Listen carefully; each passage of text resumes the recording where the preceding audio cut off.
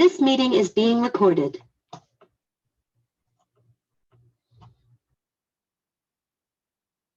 we letting everybody in?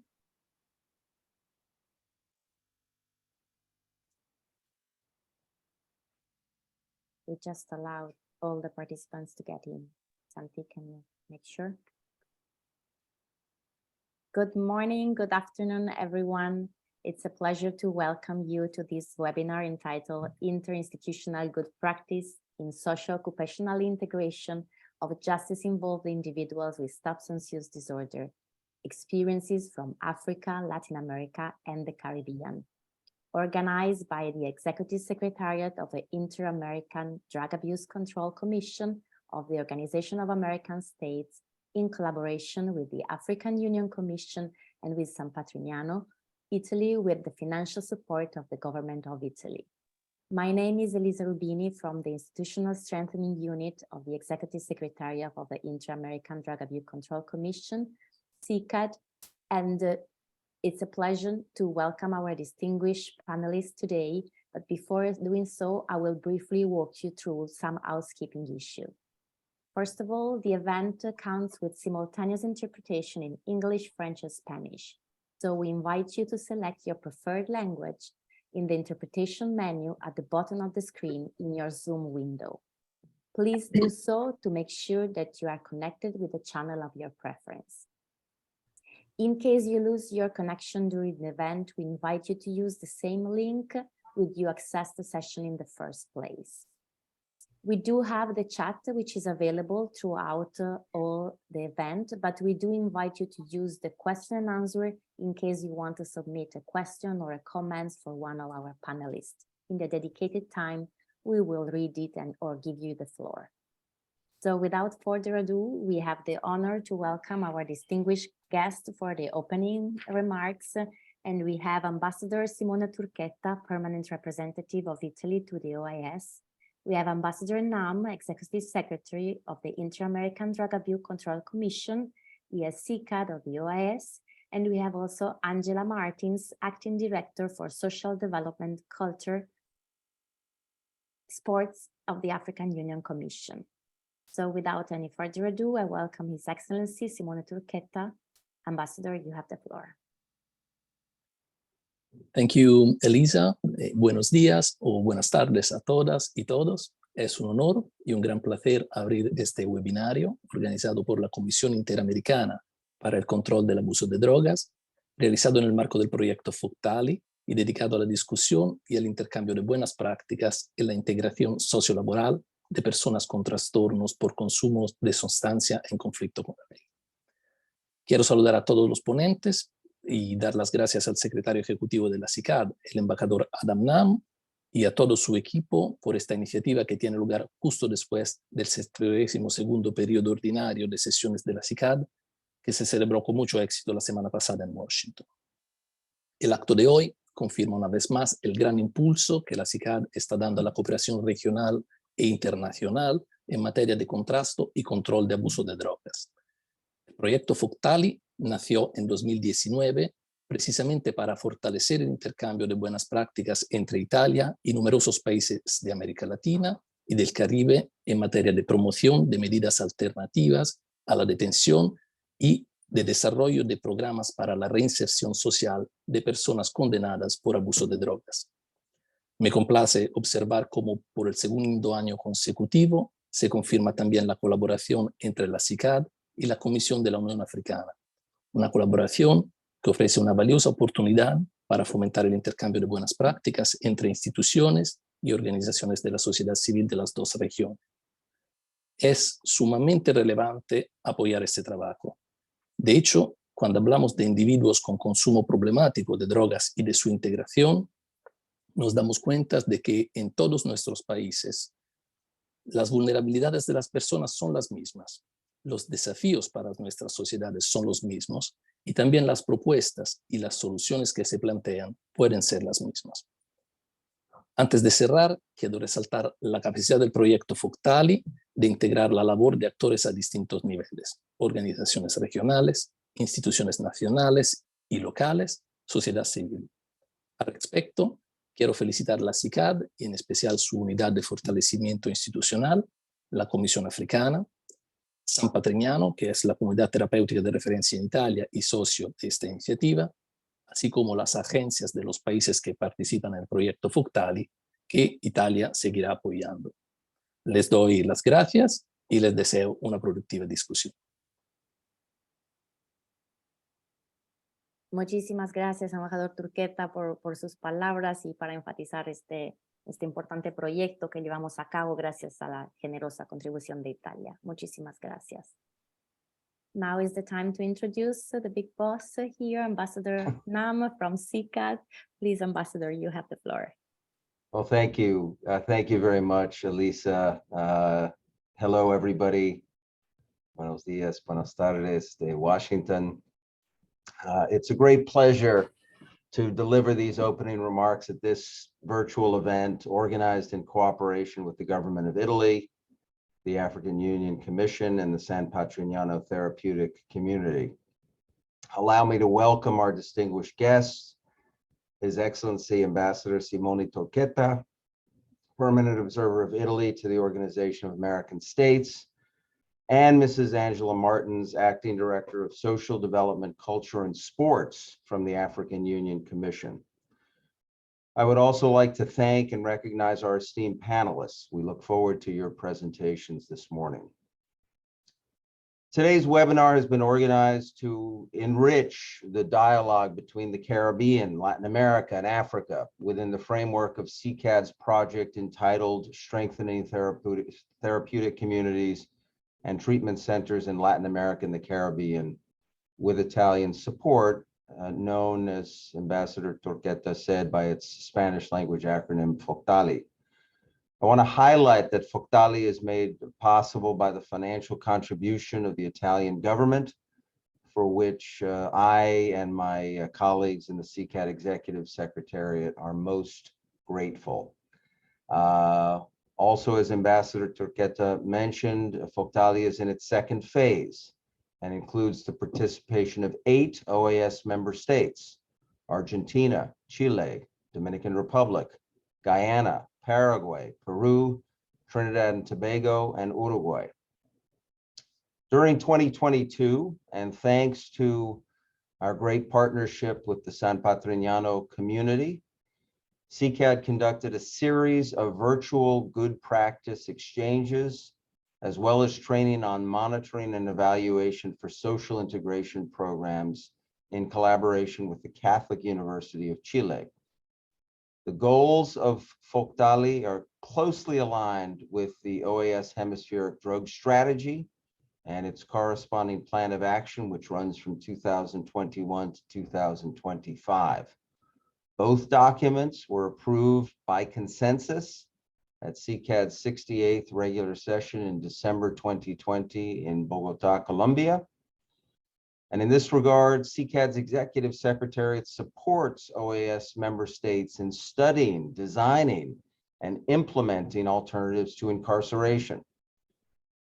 Furthermore, CICAD assists OAS member states in exploring opportunities to assess evidence-based treatment, as well as projects promoting social integration and incorporating respect for human rights, gender equity, age, and cultural perspectives.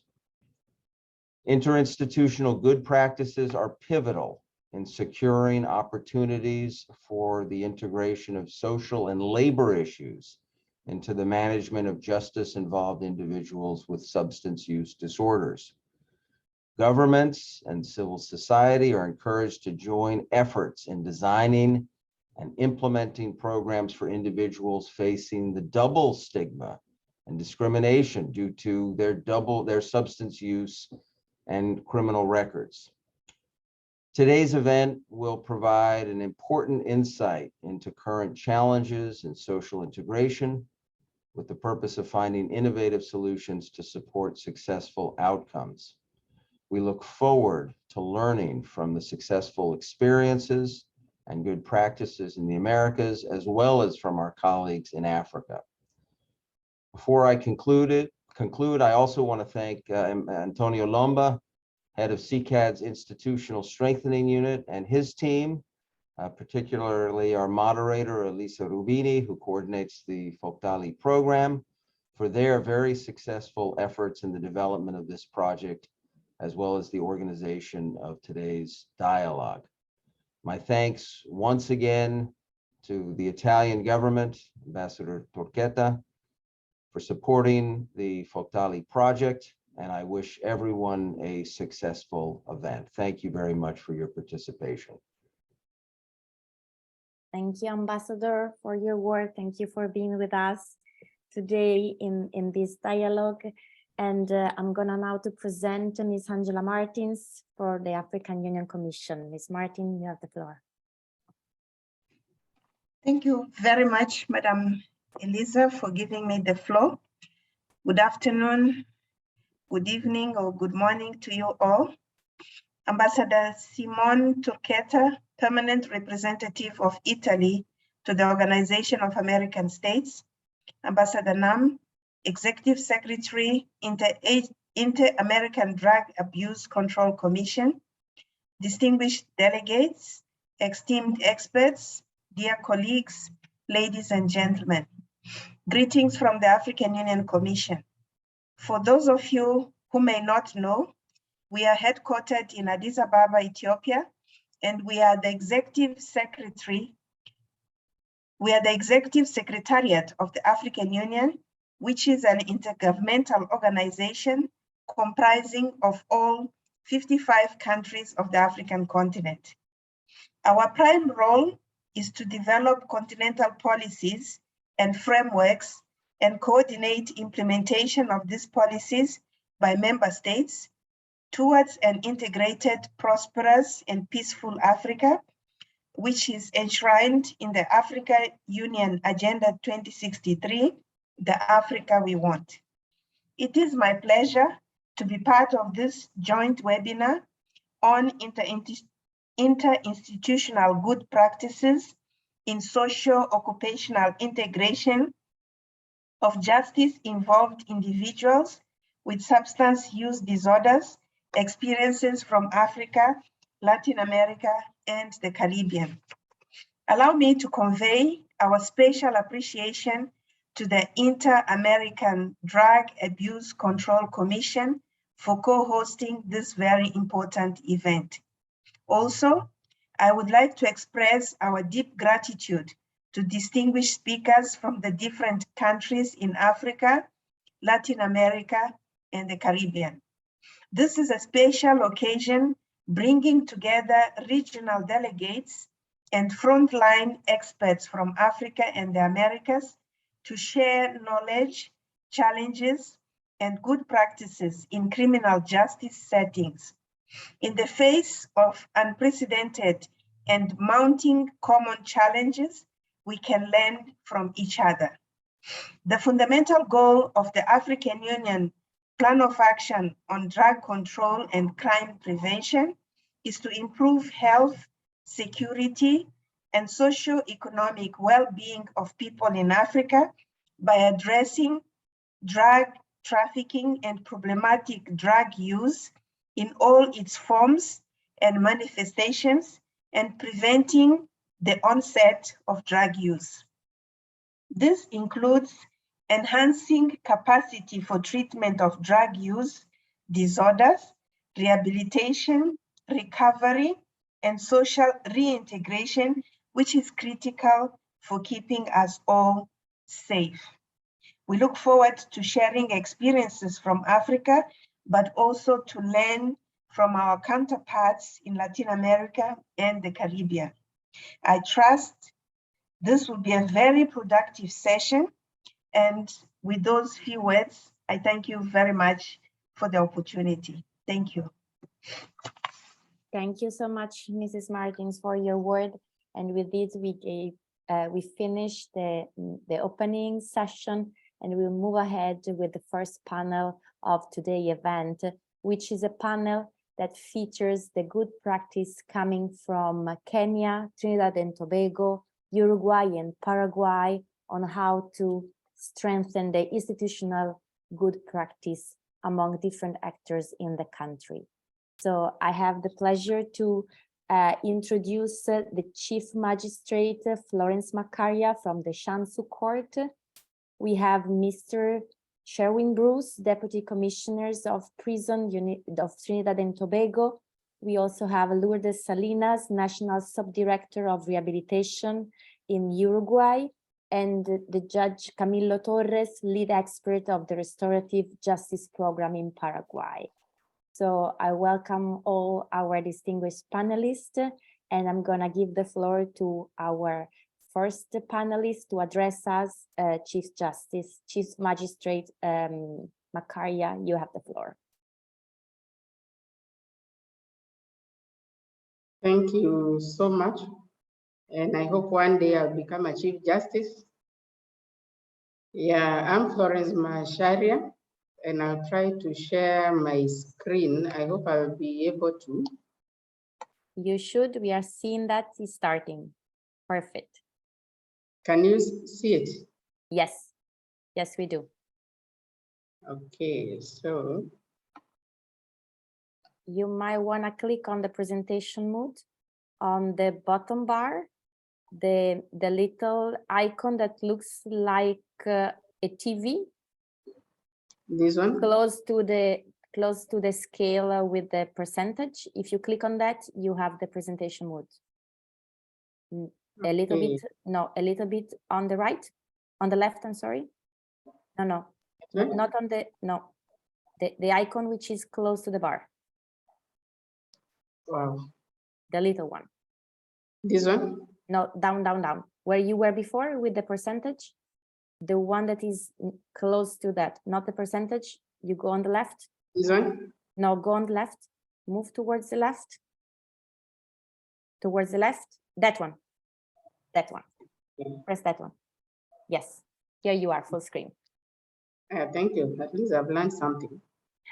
So I am Florence Maccaria, Chief Magistrate based at the Counter-Terrorism Court and Transnational Organized Crimes Court in Kenya, and we are based in Mombasa. And if I may give a brief history, how the court came to be was to deal with the piracy and the terrorism that was happening in the eastern part of Africa. And this court is stationed at Shimo-Latewa Maximum Prison, which is one of the maximum prisons in the country.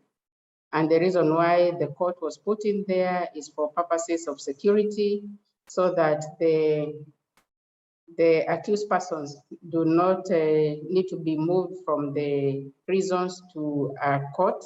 So that is why we are a court inside a maximum prison. And we deal with counter-terrorism cases and also transnational organized crimes, which includes drug trafficking, which is the main interest in this webinar.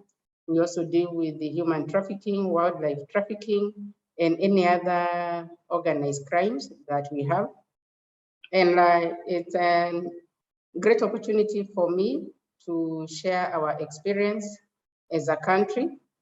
And I'll try as much as possible to finish within 5 minutes. I have 5 minutes now that I've wasted a lot of time sharing the screen. So we just go through it. In Kenya, we have, let me remove this. We are guided by the Narcotic Drugs and Psychotropic Substance Control Act of 1994. And it was recently amended to review the penalties for possession and dealing in narcotic drugs and psychotropic substances. And it's a crime to use, to possess, or traffic in narcotic drugs and psychotropic substances. But we have exception, that is the medical practitioner, registered pharmacist, and if you're in possession for medical purposes, or if you're authorized under the regulations under the Act. And just to give an overview of the kind of penalties, because the review or the amendment of the Act is to deal with the rising cases of drug trafficking. So it focuses more on drug trafficking than the drug users. And you see, if you're found in possession of cannabis, the minimum fine is $862 US. For possession of narcotic drugs, anything less than 1 gram, you are liable to a fine of not less than 43,000 US dollars or an imprisonment term of not less than 5 years. And in the recent amendment, you see if you are found in possession of anything above 1 gram, you're said to be a drug trafficker. And in trafficking anything between 1 to 100 grams, you're liable to a fine of not less than $258,000 or to imprisonment term of 30 years or both. Anything more than 100 grams, a fine of not less than $431,000 or 3 times the market value of the drugs, whichever is greater, or to an imprisonment term of 50 years. And for having precursor chemicals or substance, being in possession of 50 milligrams or more, you attract a fine of not less than 172,000. You can see from the act, we are majoring on punishing instead of rehabilitating. And most of the people that are brought to our courts, they are mainly not traffickers per se, but because the act says if you're in possession of anything more than 1 gram, you are a trafficker, you find that the act is so stern on such cases. And the people that we are focusing on, the persons who are suffering from substance abuse, they fall under this definition of the act, and most of them are brought in as traffickers. Because if you look at, if you smoke, inhale, or sniff, you're liable to a fine of not less than $2,000. And we find that we focus more on punishment other than treatment and rehabilitation. And under the act, when a rehabilitation comes into play is after a conviction in an imprisonment term. That is when you find that a treatment is provided as an addition, not as an alternative to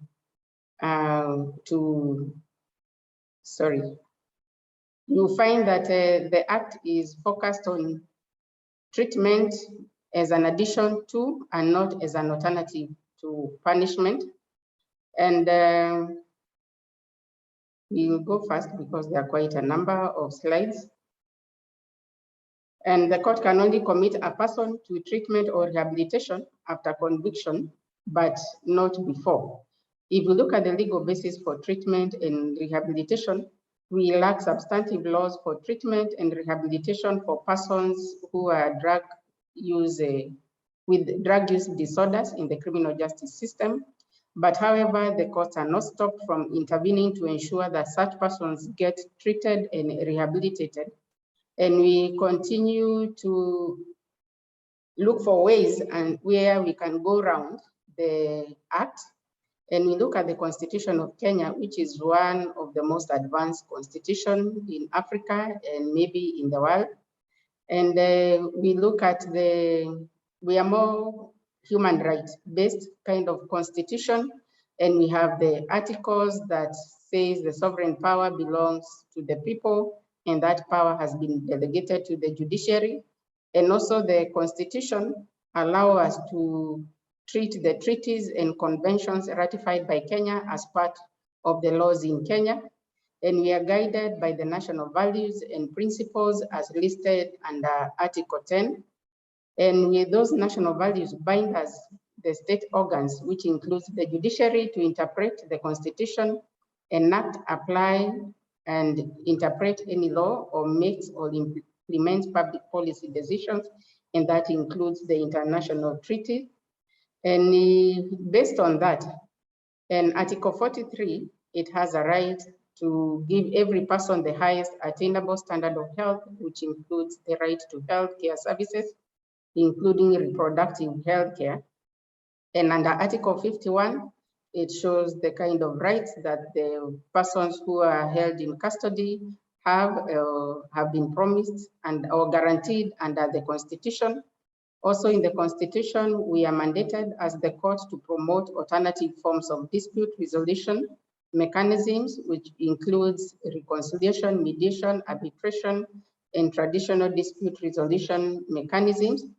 And since the Constitution allows us to use the treaties and conventions that have been ratified by the country, we rely on instruments like the Single Convention on Narcotic Drugs of 1961.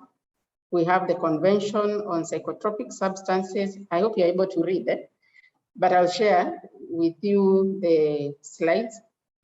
Then we have the UN Convention Against Illicit Traffic in Narcotic Drugs, which enjoins state parties to adopt appropriate measures aimed at eliminating or reducing illicit demand for narcotic drugs and psychotropic substances.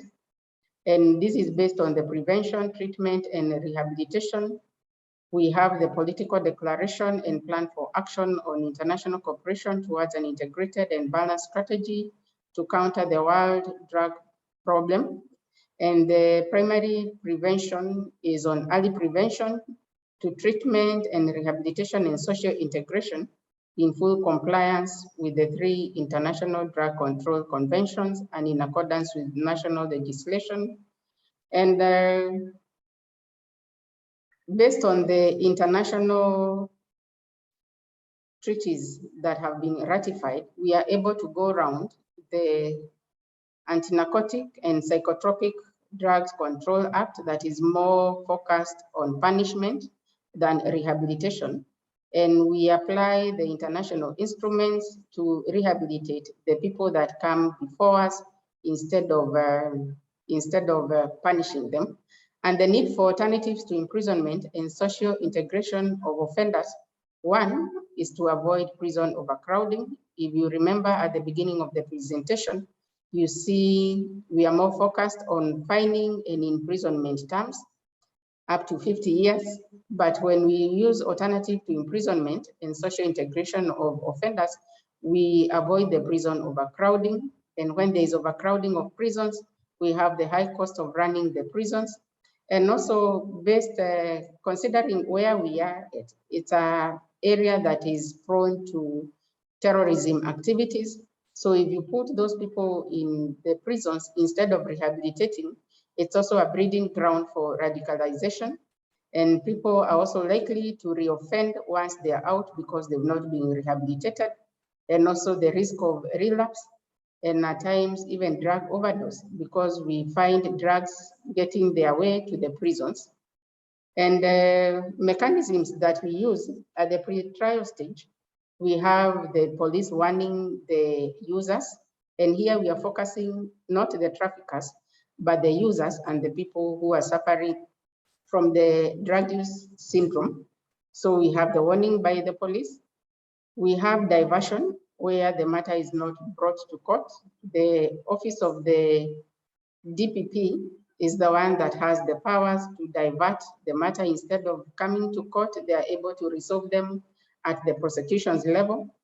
We have a plea bargaining where if you're brought in a certain, or you've been charged in a certain crime, you can have a plea of guilty, but bargain for a lesser punishment. And we also have guidance and counseling, especially from the CBOs. In the event that the matter finds itself in court, we have reasonable bond terms and we are guided by the bail and bond policy guidelines in Kenya. And at that time, we are able to identify and refer to treatment persons that we find they are already suffering from the syndrome. And we have a medically assisted therapy program known as methadone program at the Shimo La Tewa Maximum Prison, which is supported by the UNODC, where we are able to refer the offenders for treatment. In the event that the substance use is beyond the methadone program, we refer them to the mental hospitals for treatment. And we also accord them access to legal services, which are pro bono services and paid for by the judiciary. We ensure the speedy dispensation of justice. And just as commanded by Article 159(2)(c) of the Constitution of Kenya, we also promote alternative dispute resolution mechanisms or alternative justice systems, because it's not only those persons are not only brought having offended the anti-narcotic drugs, they come in many other forms. They can come in cases of assault, creating disturbance. So we look at the genesis of the commission of the offense, and we can promote AJS, that is alternative justice system, between the offender and the complainant. At post-trial stage or the sentencing stage, we are also guided by the sentencing policy guidelines in Kenya. We continue with the treatment as a condition, either as an inpatient or outpatient. For outpatient is the methadone program that we have at the prisons. We also have CBOs that are also offering the same kind of program. We have rehab programs, especially for juvenile offenders. And we have the Children's Act that was repealed or reviewed in 2022. And we've been mandated that no juvenile should be incarcerated or put into custody. So we have to consider diversion and rehabilitation programs for our juvenile offenders.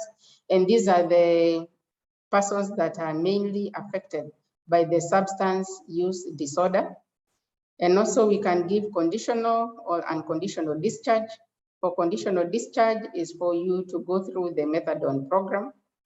And we also have the probation sentences where they undergo counseling through the probation officers. We can have community service orders, which is also done under the probation office.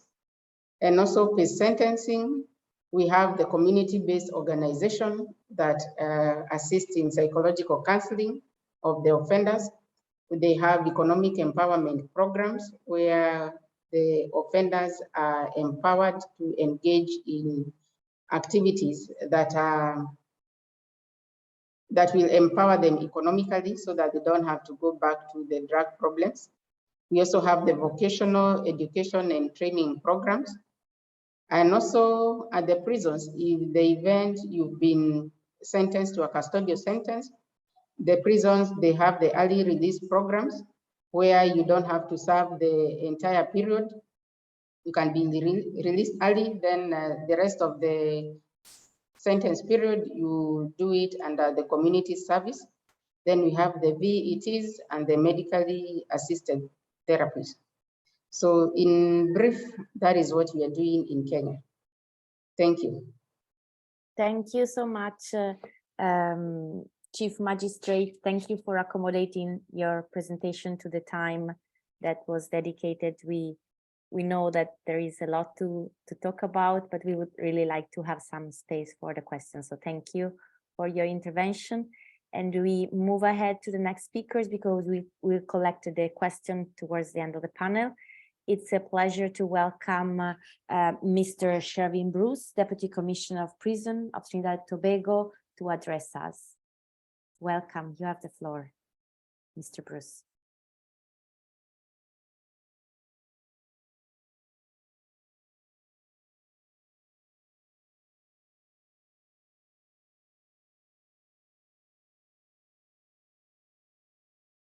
Hi, good morning all. I'm just sharing my screen.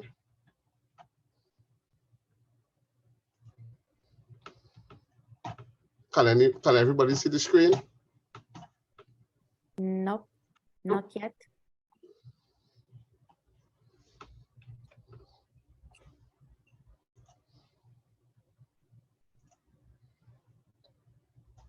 Would you prefer us to operate your PowerPoint? Oh, is it, yeah, is now it we there? see it. Yes, now is up. Yes, now is up. Thanks so much. Sorry about the delay. Good morning again, everyone. Good evening. Buenos dias, buenos tardes. The Ambassador, Mr. Simone Torchetta, Permanent Representative of Italy to the OAS. Ambassador Adam Nam, American Drug Abuse Control Commission. Mrs. Angela Martin, Director, Social Development, Culture and Sports, African Union Commission. Participants, guests, good morning. This morning, my focus this morning is on the Trinidad and Tobago hydroponic crop program, which has been integrated within the, which has been integrated within the drug rehab program for persons who incarcerated into the prison system in Trinidad and Tobago. First, before I start, I would just like to put everyone in the same page by explaining what the mission of the Trinidad and Tobago Prison Service is. The Trinidad and Tobago Prison Service, as an arm of the criminal justice system, is committed to the protection of society and crime prevention by facilitating opportunities for habilitation and rehabilitation of offenders by maintaining control under safe, secure, and humane conditions. Mr. Bruce, you might want to proceed with the slides. Yes. Thank you. We are just seeing the first one. I The guess hydroponics is defined as the practice of growing plants using only water, nutrients, and a growing medium. The word hydroponics comes from roots hydro, meaning water, and ponics, meaning labor. This project started approximately 5 years ago, where we built the system. The development came out of our LSCMI, our level of service case management inventory. That's a 4th-generation assessment tool that the Trinidad and Tobago Prison Service would use. Some of the criminogenic needs are the pro-criminal attitudes, criminal associates, the dysfunctional family relationship, alcohol, drug problems, low self-control, education, employment, leisure, and recreation. We realized that in our aim for restorative justice and rehabilitation, that the main criminogenic need that was within our space was alcohol and drug problems. But we also understood that the person suffering from substance use disorder is a dynamic person, and whatever program that we utilized would have to encompass all those criminogenic needs. Hence, we ended with the hydroponic system. The objective was to provide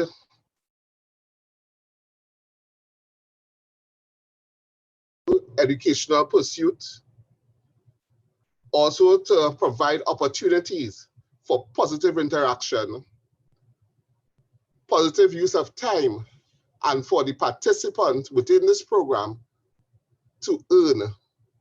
This earning would have been used for the person to take care of themselves whilst they're in prison, their family, and or provide restitution when that time comes. So it was important for us to encompass all these objectives within it. Due to security priorities and the understanding that the needs of a system like this, we went with a drip to waste system, which was designed and implemented under a shed 60 feet by 30 feet. It was a fully automated system, limiting to a few number of persons involved. The training was focused on 6 persons per cycle, of a cycle of 6 weeks. This cycle would include training in the development of building the system. It came with 4-inch pipes, as you can see, 4-inch pipes. We also had the other fittings, 3/4-inch pipes, to ensure that the dripping of the nutrients could go directly onto the produce. Planting seeds and maintenance of the system to grow out. This was very important for us at the Carrera Convict Prison. The Carrera Convict Prison is our only island prison, and it provides a therapeutic community, a therapeutic environment. And also, it allowed us to place inmates within a space that is limited and focused on rehabilitation. a drip system is an active hydroponic system. That means it uses a pump to feed our plants with nutrients and water regularly. It is also called a trickle system. It uses a small emitters to drip the nutrients directly onto our plants.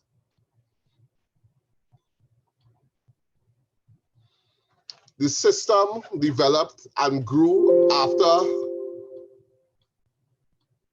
a long period. For the month of October, I'm not sure how many persons know as pak choy. We would have harvest pak choy, lettuce, seasoning, tomatoes, and pumpkin, which is really new to the system, as we would have the vines run under the system because of what pumpkin is. It has been profitable for the inmates who utilize the system and also provided nutrients for the rest of the institution. It's an excellent therapeutic tool as it allows the inmate to develop from a seedling to the end produce, and understanding the values of forming and creating a produce from seed to its end has values.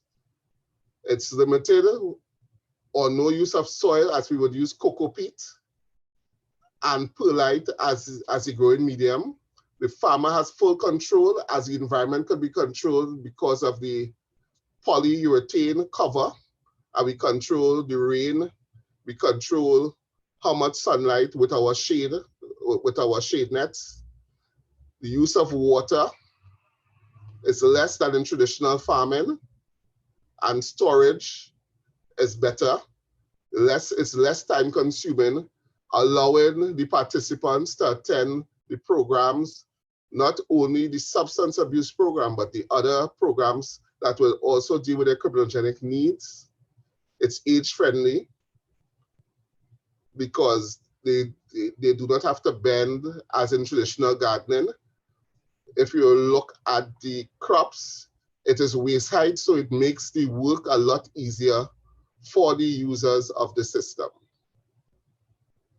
It's less pests and crop diseases, no need for harsh nutrients as compared to traditional farming, and it's allowed the limited space for an increased production.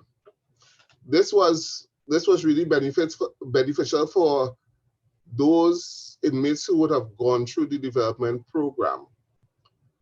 After the assessment and through the mainstream of the program, and on discharge and follow-up, these inmates, working along with our social workers and our psychologists, they would have continued some of these systems on release. The money that was saved by some of the guys, we also went out with them and assist them by building systems. There's an officer, Mr. Ramdas, who would go out and would assist the inmate with building their system, and he would help them with managing the system. The main system would be leafy green vegetables, but because of the need to expand, we utilize the issues of ginger, tomatoes, and also the pumpkin. This is what it looked like at the start of the program. This is what it looked like. And then we developed and we grew. So the system provides for us that opportunity for growth, for us to take charge and to be specific to our mission statement of providing the opportunities for rehabilitation and habilitation. Any therapeutic community, any treatment center, the need for syllabus skill learning is paramount. we would have realized that most of our clients possess, this is our ginger, most of our clients possess limited skills in other criminogenic needs, and the need to develop that plays a part in helping them focus, because the success of them within this project raises their self-esteem, their self-value, their self-worth, and allows them to focus more on developing self, and also the ability to provide for their families, gives them that self-confidence to be active members of the community, active members. And we must say that some persons have returned to assist with the training of other inmates within this program. Our constant, we also have the buckets where we have peppers, sweet peppers and hot peppers, in order to benefit the inmates within our space.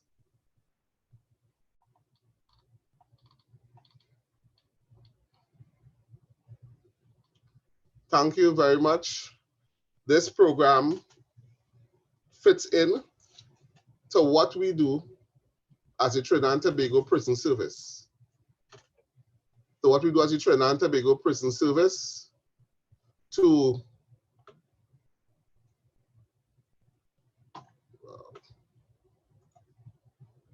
can you still hear me? Yes, we hear you perfectly. We don't see you. You have your camera off. It isn't off. Yeah, your camera. But we were moving the PowerPoint, so the participant could see the PowerPoint clearly while you were speaking, but I think now you're back. Yeah, I'm trying to start back my camera. I don't know why it stopped.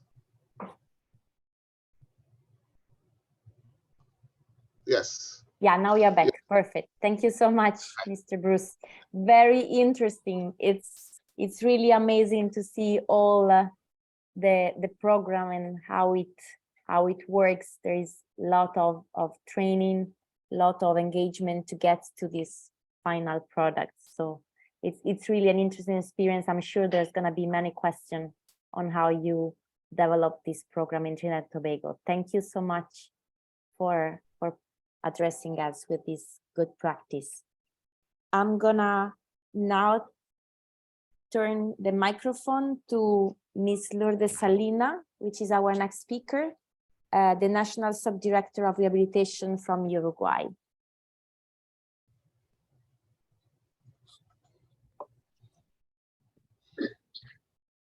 Acá Uruguay. Buenos días, buenas tardes. Un placer estar nuevamente con todos ustedes. En principio, de la Junta Nacional de Drogas, me gustaría agradecer a la ES-CICAD, a la Cooperación Internacional Italiana y a la Comisión de la Unión Africana por este esfuerzo de este webinario, y cederle la palabra a la subdirectora nacional técnica del Instituto Nacional de Rehabilitación, Lourdes Salinas, que va a compartir una presentación con todos ustedes. Muchas gracias. Muchas gracias, buenos días o buenas tardes para todos y todas, de acuerdo dependiendo del país en donde se encuentren. La verdad que es un privilegio para nosotros estar participando de esta instancia, agradecer a la CICAD en general por darnos esta oportunidad desde Uruguay, y particularmente a la Junta Nacional de Drogas que me ha convocado a participar de esta instancia. Bien, un poco el nombre de esta presentación es Sistema Penitenciario Uruguayo, Intervención Socioeducativa con énfasis en el área laboral. La idea principal es poder en un inicio dar una explicación general acerca de lo que es el sistema penitenciario uruguayo, para luego ahondar específicamente en lo que son las actividades educativas y en particular las actividades laborales en el sistema penitenciario, en relación también con los programas relacionados a abordaje de adicciones. ¿Pasamos? Bien, perfecto.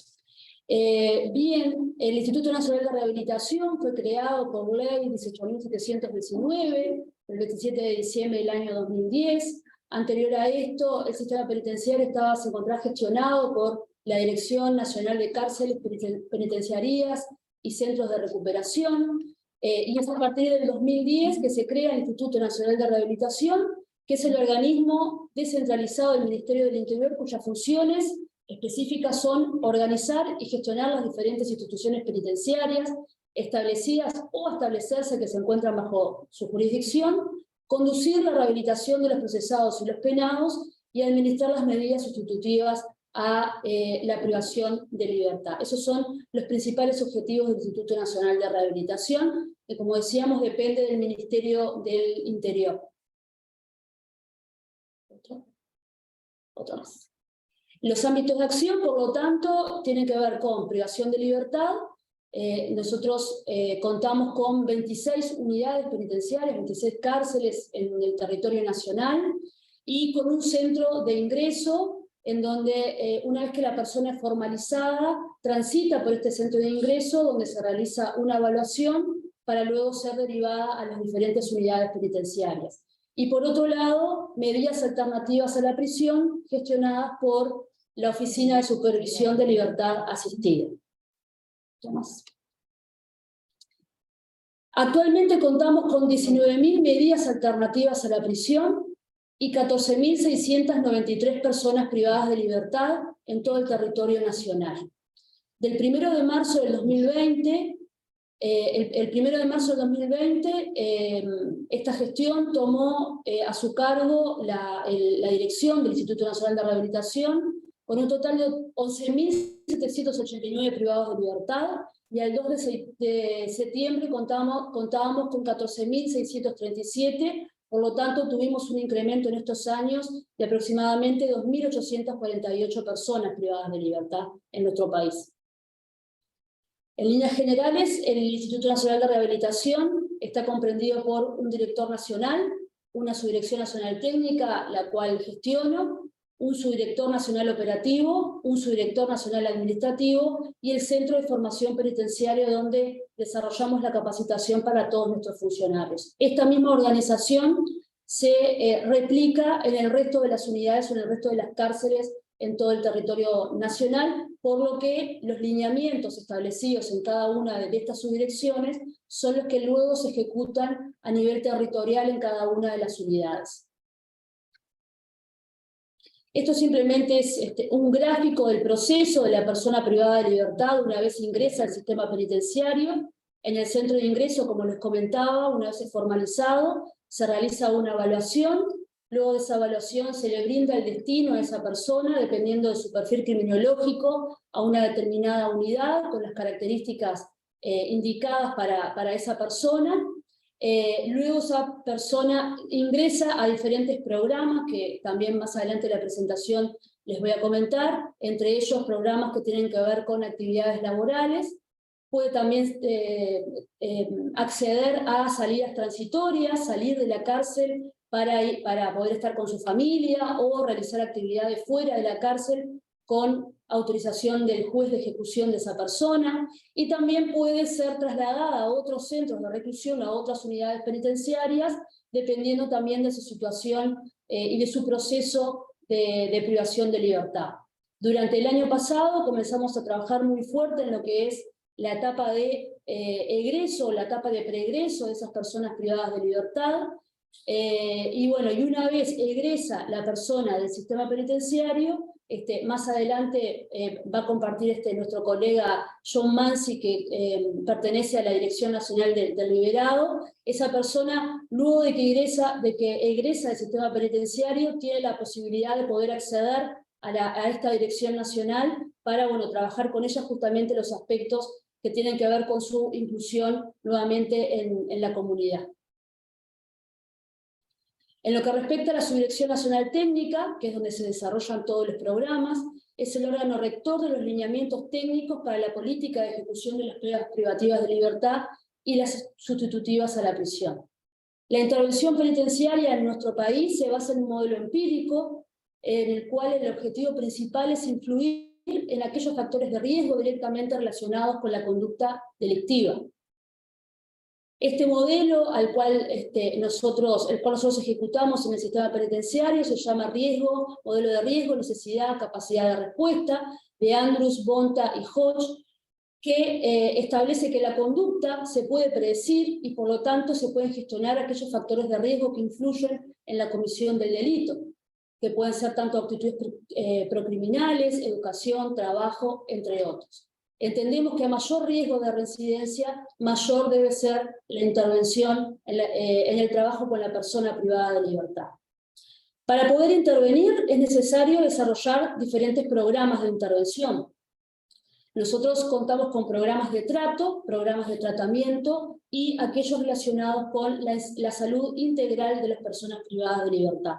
Estos programas interactúan entre sí para poder abordar de forma eficaz y eficiente las diferentes problemáticas o las diferentes circunstancias en las cuales se encuentra la persona privada de libertad desde una visión integral de la persona. Los programas de trato penitenciario están relacionados a los lineamientos para el ejercicio de los derechos humanos en el contexto de privación de libertad. Como ejemplo de algunos de esos programas, contamos con programas de educación y cultura, programas laborales, programas de deporte y recreación, y también programas que están dirigidos a poblaciones específicas en nuestro sistema, relacionados a la atención a mujeres que se encuentran con sus hijos en privación de libertad, personas con algún tipo de discapacidad, atención también a personas migrantes extranjeras que se encuentran en nuestras diferentes unidades penitenciarias. En lo que tiene que ver con el programa de laboral, es un programa que dirige la Subdirección Nacional Técnica, que da cuenta de lineamientos establecidos para el desarrollo de las actividades laborales en todo el territorio nacional, y que su principal objetivo es la inclusión de las personas a actividades laborales, brindando herramientas para la inclusión sociolaboral una vez recuperen su libertad. Al igual que hoy lo comentaba el colega de Trinidad y Tobago, estamos totalmente de acuerdo en que esta es la línea de trabajo, brindar herramientas a las personas privadas de libertad que justamente permitan facilitar esa inclusión nuevamente a la sociedad, y también entendemos que es de suma importancia en lo que tiene que ver no solamente para su desarrollo económico una vez recuperen la libertad, sino también para su desarrollo emocional y su autoestima una vez regresan a esa familia o a esos vínculos que los están esperando en el afuera. Entendemos que el trabajo es habilitador en la incorporación de hábitos y competencias. En particular, nuestro ordenamiento jurídico establece que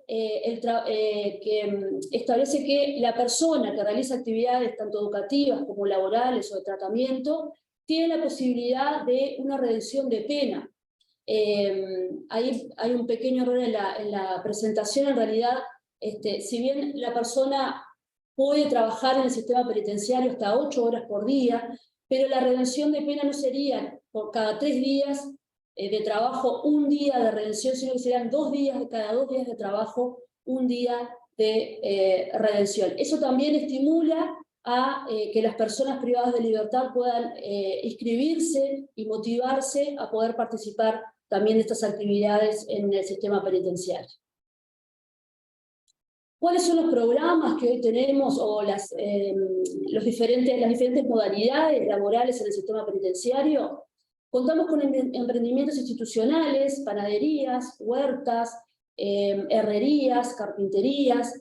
Estos emprendimientos a los cuales acceden las personas privadas de libertad son gestionadas por la institución, por el Instituto Nacional de Rehabilitación, son gestionadas por cada una de las direcciones de las unidades del sistema penitenciario, con insumos de la institución. La institución instala diferentes talleres a los cuales acceden las personas privadas de libertad de forma voluntaria, ¿sí? Ellos realizan diferentes solicitudes y acceden de acuerdo a las plazas que tengan cada una de las unidades para eso.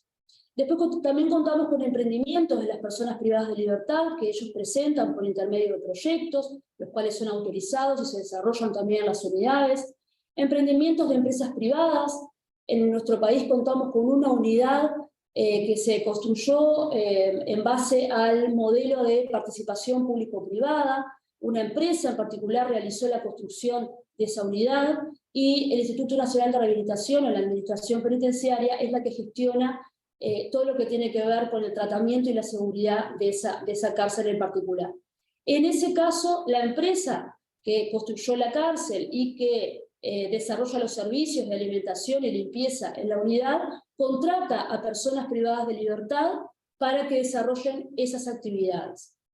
Salidas transitorias laborales. En nuestro país, los privados de libertad tienen posibilidad de que, de acuerdo a la autorización del juez de ejecución, puedan salir de las unidades penitenciarias, ser contratados por empresas privadas o por particulares que los puedan contratar y con la autorización del juez poder acceder también a esa inclusión laboral.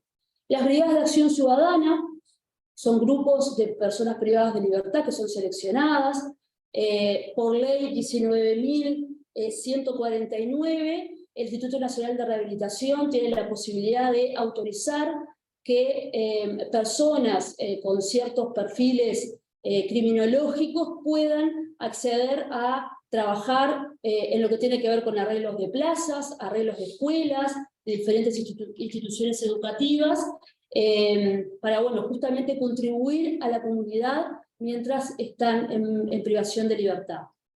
Y por último, contamos también con la posibilidad de brindar peculios a las personas privadas de libertad.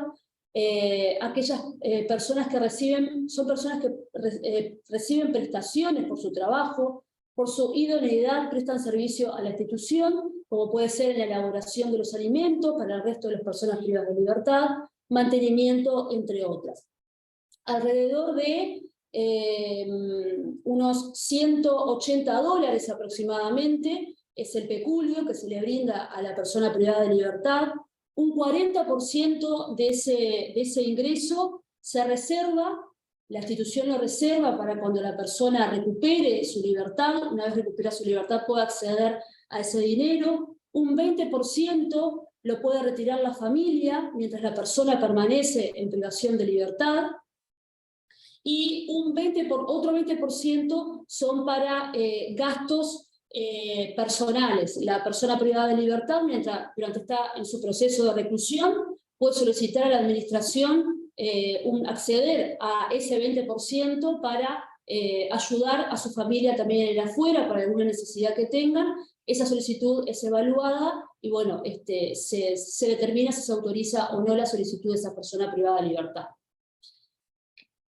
También, por otro lado, se trabaja muy fuerte en lo que tiene que ver con el binomio educación-trabajo. Para nosotros es muy importante desarrollar actividades que incorporen la articulación entre ambas áreas. Formación en oficios, acreditación de saberes y también fomentar las actividades entre educadores pares. Contamos con un grupo importante de personas privadas de libertad que llegan con hábitos educativos, hábitos laborales en la privación de libertad, personas profesionales también, universitarios, que tratamos de motivar para que incidan también en la educación los privados de libertad para otros privados de libertad. Por lo tanto, acceden a dar clases, por ejemplo, en educación privada, apoyar a los docentes también, y también enseñar oficios, los oficios que ellos adquirieron en el medio libre, enseñar oficios también al resto de sus compañeros. En lo que tiene que ver con el abordaje específico del consumo problemático de adicciones y privación de libertad, contamos en conjunto con la Junta Nacional de Drogas, de un programa específico, del programa del uso problemático de drogas, en el cual se tiene en cuenta una visión de abordaje integral de las personas privadas de libertad, y la importancia de que las personas privadas de libertad se incluyan en estos programas e incorporen también a programas de trato con laborales. Todas estas modalidades de trabajo o de actividades laborales que les mencioné en la anterior diapositiva están totalmente dispuestas o a la orden para cuando una vez la persona culmina este programa pueda acceder a diferentes actividades laborales, a estas diferentes modalidades que tenemos en el sistema penitenciario. Por último, y considero muy importante, a partir de este año contamos con un nuevo decreto, 251/22, que tiene que ver con el reglamento del Plan de Dignidad Laboral, que es la posibilidad de comercializar bienes o servicios de las personas privadas de libertad, en lo que tiene que ver con los emprendimientos personales y asociativos. Para nosotros esta es una oportunidad muy importante, ya que da posibilidad de un ingreso económico que genera en la persona privada de libertad un aumento de su autoestima, sintiendo que desde el lugar donde está puede aportar a sus vínculos más cercanos, y además entendemos que va a estimular mucho más la nueva creación de emprendimientos en el sistema penitenciario. Muchas gracias.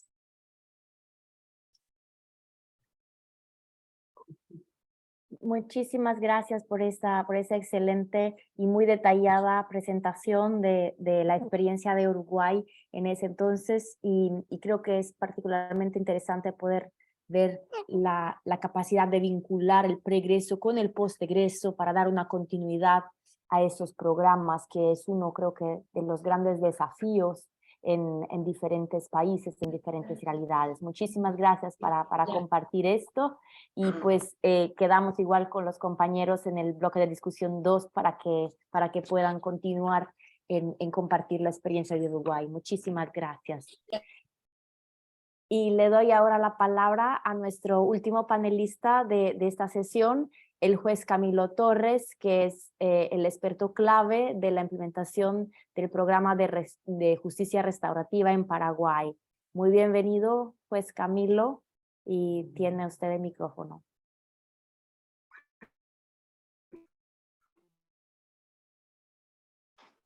Muchas gracias. Muy gustoso compartir con todos ustedes, agradecer especialmente a la CICAD por esta invitación y también poder darnos la oportunidad de comentar cuál es nuestra experiencia en Paraguay, con una situación un poco diferente a la que presentaron los compañeros que hablaron más del ámbito penitenciario. Nosotros en Paraguay asumimos hace unos años un plan piloto de justicia restaurativa, entendiendo que la justicia restaurativa era una forma de vincular a las víctimas, a las comunidades y al propio adolescente infractor en la resolución del conflicto. O sea, nosotros lo que tratamos por medio de este programa de justicia restaurativa es que la respuesta a la comisión de un delito, sobre todo por un adolescente, porque el programa de justicia restaurativa se basa en adolescentes en conflicto con la ley penal, no tenemos en Paraguay justicia restaurativa para adultos, entendemos de que es mucho más eficaz, la salida es más pacífica y se ahorran muchos costos, sobre todo en el tratamiento de esos procesos largos que estamos acostumbrados acá por Sudamérica, ¿verdad? Que son interminables, donde realmente causan un problema a la víctima, al ofensor y a la propia comunidad, ¿verdad? En ese sentido voy a proyectar y les voy a mostrar cómo venimos desarrollando el programa de justicia restaurativa en Paraguay, ¿verdad? El programa de justicia restaurativa en la República del Paraguay se inicia en el año 2014 y fue considerado clave por la Corte Suprema de Justicia, y esto es sumamente importante porque Paraguay era un país, no sé, ¿me escuchan? ¿Se me escucha bien, Elisa? Porque de repente se me congela la pantalla. Perfectamente. Ahorita estamos viendo que se está subiendo la presentación, pero sí se escucha perfectamente. Bueno, entonces la Corte Suprema dicta una acordada y dice, no, vamos a buscar una forma de desjudicializar los casos, de utilizar herramientas alternativas al proceso, de utilizar justicia restaurativa con enfoque terapéutico, y ese enfoque está basado en el tratamiento de las personas, ¿verdad?, que ingresan a este programa. Este programa se inicia en el 2014, inicio del año 2015, fue considerado como un programa muy exitoso, un programa novedoso, que se extendió a varias ciudades en la República del Paraguay, dando énfasis a, como le decía, a la reparación del daño. Acá se trabaja la reparación del daño, que puede ser voluntaria, que puede ser material o simbólica. Al hablar de adolescentes, muchas veces es muy complicado de conseguir esa reparación del daño de manera material, entonces se utilizan los círculos restaurativos, las reuniones restaurativas, la mediación, la conciliación, para buscar ese encuentro entre víctima y ofensor con la participación de la comunidad. ¿A quién va dirigida este programa de justicia restaurativa? Este programa de justicia restaurativa va dirigido a los adolescentes infractores de la ley penal acá en la República del Paraguay, y involucra a fiscales, defensores, comunidad, psicólogos, equipos interdisciplinarios que deben estar trabajando de manera coordinada, no solo para entender las cuestiones cognitivas y volitivas, sino conocer el método, el mundo circundante de este adolescente para tomar la mejor medida socioeducativa en el caso que hablemos de alguna cuestión que necesite el soporte de estos estudios. ¿Cómo se llamó esto? Programa Piloto de Justicia Restaurativa Penal Adolescente de la República del Paraguay. ¿Qué fue lo más importante o una de las cuestiones fundamentales que también tiene la República, tiene el Uruguay y está vigente en toda Latinoamérica a partir de la Convención de los Derechos del Niño? Es que debemos entender de que la justicia penal adolescente o penal juvenil es diferente a la justicia penal de adultos. ¿Por qué es diferente? Porque el trato a los adolescentes debe ser otorgado de parte de un fuero totalmente especializado. ¿Qué significa eso? Debe partir de leyes especializadas que estén acorde a su condición de persona en desarrollo. Se debe tener operadores del sistema totalmente especializados. Eso significa tener fiscales, defensores públicos, incluso la Policía Nacional, especializados en todo el abordaje de adolescentes en conflicto con la ley penal. ¿Cuáles son los límites que se fijaron en esa acordada que regula la utilización de la justicia restaurativa dentro del fuero penal juvenil? El primero y fundamental es que para acceder a los programas de justicia restaurativa se debe ser voluntario. O sea, no se le puede imponer a una persona ingresar a un programa de justicia restaurativa. Y también una cuestión que fue sumamente debatida y es interesante, y en otros países como Nueva Zelanda, Australia, incluso Canadá, ya están utilizando justicia restaurativa incluso para crímenes, ¿verdad? Paraguay dijo, no, nosotros vamos a aplicar estos programas de justicia restaurativa de manera voluntaria y para hechos punibles calificados con delitos, que en mi país son hechos punibles que tengan una pena inferior a los 5 años, ¿verdad?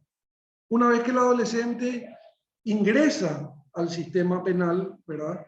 La justicia restaurativa, ¿qué es lo que hace? El programa de justicia restaurativa, ¿qué es lo que hace? Elabora un plan preliminar o un protocolo preliminar evaluando las condiciones psicosociales del adolescente. En ese sentido, el equipo interdisciplinario, el trabajador social y el psicólogo deben explorar las condiciones psicosociales en general del adolescente y también de la víctima. Porque la diferencia de la justicia restaurativa con el derecho penal tradicional es justamente la aparición, el empoderamiento de la víctima, quien también debe participar de manera activa en estos círculos restaurativos, en estas conferencias, en estos encuentros restaurativos, en la resolución del conflicto, ¿verdad? Eso evidentemente es muy diferente al derecho penal de adultos, que generalmente se centra únicamente en la persona ofensora, se centra únicamente en el agresor. Entonces nosotros debemos evaluar acá este estudio de madurez psicosocial que es elaborado por los equipos interdisciplinarios, ¿verdad? Una vez que tenemos ese estudio psicosocial del perfil del joven adolescente, que se realiza un plan reparador que debe adecuarse para cada adolescente en particular. Uno de los lemas del programa de justicia restaurativa es que detrás de cada adolescente hay una historia, hay una familia, entonces eso debe ser tenido en cuenta, se debe trabajar ese aspecto para que ese plan reparador realmente sea efectivo y eficaz y la medida alternativa al proceso que se adopte sea realmente efectiva, ¿verdad? Ese plan reparador, como dice, debe adecuarse estructuralmente a cada joven. ¿Y qué componentes se analizan? Se analizan 4 componentes sumamente importantes. el educativo, el componente social del adolescente, el componente de salud, y en justicia restaurativa analizamos el componente comunitario, que son los recursos que tenemos en la comunidad, las redes que integran la comunidad, que pueden ser ONG, pueden ser organismos incluso gubernamentales, que van a dar apoyo, control a ese adolescente que está dentro de un programa de justicia restaurativa, que está siendo reinsertado nuevamente a la comunidad, ¿verdad? Al mismo tiempo y en paralelo se trabaja sobre las necesidades de la víctima, se busca conocer cuáles son las pretensiones de la víctima, cómo podría repararse el daño de manera efectiva, y un resultado que a nosotros acá en el programa de justicia restaurativa nos llamó mucho la atención es que la mayoría de las víctimas quieren ser escuchadas nada más. Y al poder ellas contar su historia, al poder ellas hablar con los psicólogos, a poder hablar con los equipos interdisciplinarios, es como que eso libera y le saca esa atención a la víctima, entonces facilita mucho la aplicación de estos programas de justicia restaurativa, que también deben dar un alto acompañamiento a las víctimas en ese periodo, ¿verdad? ¿Cuáles fueron los resultados? Y esto es sumamente interesante. A medida que estos son resultados de este año, un total de 59 adolescentes que ingresaron al programa de justicia restaurativa abandonaron sus estudios. 59% de los adolescentes abandonaron sus estudios. Entonces, ¿qué significa eso? Que debemos reforzar la cuestión de la prevención en cuanto a la educación. No podemos nosotros tener o pretender desde la justicia suplir una negligencia tan grave del Estado paraguayo, que es no tener la capacidad de brindar educación. Y sabemos bien que una persona o un derecho humano fundamental es justamente la educación.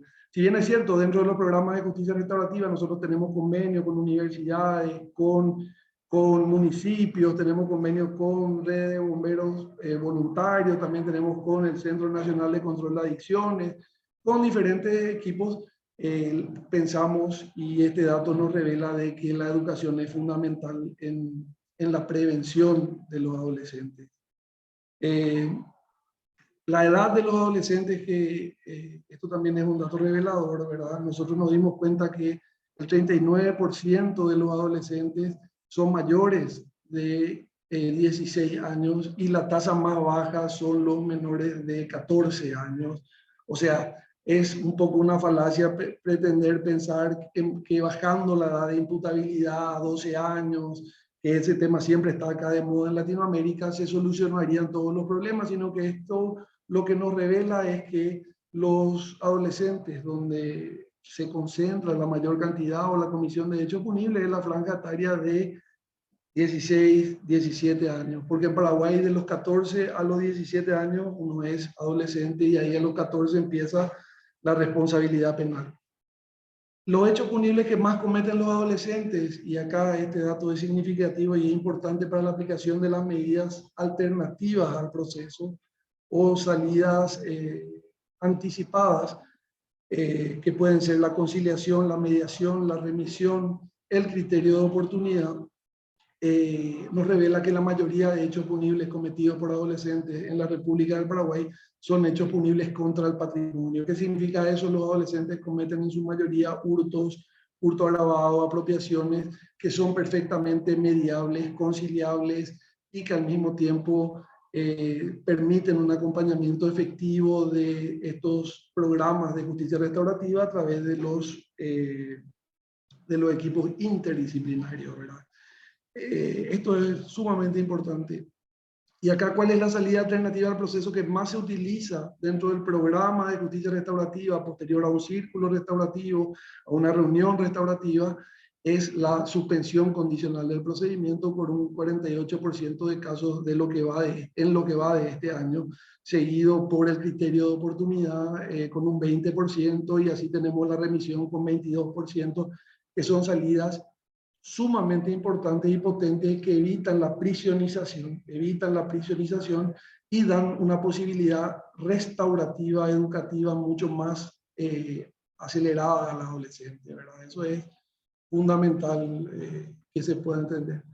El 56% de los adolescentes que ingresaron este año al programa de justicia restaurativa, donde reciben un tratamiento terapéutico, un acompañamiento terapéutico, el 56% consumen sustancias, llámese marihuana, llámese crack, incluso cocaína, ¿verdad? La edad de inicio del consumo es a partir de los 10 años en Paraguay, es la edad donde se empieza, y la bebida alcohólica es generalmente la puerta de ingreso al consumo. Hay una relación muy fuerte entre el consumo y la comisión de hechos punibles, ¿verdad? Entonces, por eso trabajamos lo terapéutico, trabajamos con el Centro Nacional de Control de Adicciones, se trabaja lo interdisciplinario a fin de que este adolescente realmente pueda tener ese acompañamiento en lo que dura el proceso y también posterior al proceso, ¿verdad? O sea, no termina el acompañamiento cuando termina el programa de justicia restaurativa o la medida que se le otorgó, sino que tratamos de que esto sea transferido a la comunidad y que sea la propia comunidad la que acompañe a los adolescentes en este proceso. ¿Cuál es la sustancia más consumida? La marihuana, el crack ahora está aumentando sustancialmente en Paraguay, ¿verdad? En el consumo, que es la pasta base, el residuo de la pasta base, con un 56% y un 7% de cocaína, ¿verdad? O sea, este es un dato realmente preocupante para nosotros. También en Paraguay, con estos programas de justicia restaurativa, lo que se logró es, a través del componente laboral, educativo, médico, es atender integralmente al adolescente. Esos programas, esos trabajos técnicos que se hacen sobre el adolescente nos ayudan a otorgar la mejor salida, la mejor medida socioeducativa, medida correccional, a fin de que este adolescente pueda obtener las prestaciones básicas en cuanto a justicia, a lo que pide la justicia restaurativa, ¿verdad? Nosotros tenemos también una cuestión que es sumamente importante y es un dato revelador. Desde el año 2015, fines del 2014, inicio del 2015, hasta el día de hoy, ingresaron 437 chicos al programa de justicia restaurativa, de los cuales solo el 8% volvió a reincidir. ¿Qué significa eso? Que si hay un alto apoyo y un alto control de ese adolescente, de la víctima, con el soporte comunitario, se puede lograr evitar la reincidencia. Solamente un 6% de esa cantidad de adolescentes que le acabo de referir dijeron voluntariamente que querían abandonar el programa de justicia restaurativa y someterse a un proceso penal juvenil ordinario como el que todos conocemos, ¿verdad? Sin todos estos beneficios del acompañamiento de la justicia restaurativa. O sea, en pocas palabras, entendemos que incidiendo en la dinámica familiar, incidiendo en la dinámica comunitaria, incidiendo incluso en la justicia, en la forma más humana de tratar a las personas, se consiguen muchos mejores resultados que teniendo una justicia muy fría, lenta, que no está acorde muchas veces a la persona que está siendo imputada y mucho menos a la víctima. Resaltamos la importancia de la comunidad en estos programas de justicia restaurativa. La comunidad tiene que estar preparada para recibir al adolescente, tiene que interactuar con el adolescente, tiene que tener lugares donde el adolescente pueda cumplir este tipo de programas de justicia restaurativa. Por último, y esto es importante, cuando se hablan de programas de justicia restaurativa, hay varios tipos de programas de justicia restaurativa, hay varios procesos restaurativos que se deben ajustar a la idiosincrasia y a la cultura de cada país. No podemos nosotros traer programas de justicia restaurativa de Nueva Zelanda, donde tienen ellos la junta del consejo familiar, porque eso no es aplicable probablemente en toda Latinoamérica, pero la idea, la filosofía, los principios de la justicia restaurativa son sumamente humanizantes o humanizadores del proceso penal. Es más, la justicia restaurativa es el nuevo paradigma que complementa al paradigma retributivo y al paradigma de la rehabilitación, porque ofrece un rostro más humano, un rostro mucho más eficiente en cuanto a la gestión del delito. En la República del Paraguay este programa está avanzando, este programa ya se está replicando en varias instituciones, en varias circunscripciones judiciales, mejor dicho, disculpen, y eso demuestra que el acompañamiento y el trato digno a la persona es lo que realmente puede evitar. Con esto cierro. En la fase de ejecución de la sentencia también se puede aplicar justicia restaurativa. Nosotros estamos teniendo programas de asistencia restaurativa en la fase de ejecución donde se busca un encuentro entre víctima y ofensor. Con esto dejo hasta acá. Muchísimas gracias, Elisa, y estoy atento a cualquier consulta. Muchísimas gracias, doctor Camilo, por esta excelente presentación para detallar todos los pasos de la experiencia de Paraguay en establecer este programa tan exitoso para tantos jóvenes. Tenemos ahora un pequeño espacio para responder a preguntas. Antes que todo, muchísimas gracias a todos los participantes que han utilizado la función de preguntas y respuestas porque nos facilita muchísimo. Respondiendo a la pregunta sobre si las presentaciones van a estar disponibles, vamos a pedir a todos los panelistas si quieren compartir su presentación, si por favor nos la hacen llegar. Algunas la tenemos, otras todavía no.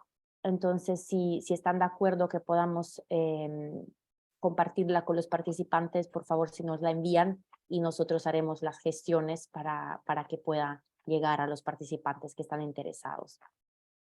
Tengo igual una pregunta puntual del señor Tamer Zanglol, y perdón por pronunciar seguramente muy mal su nombre o su apellido.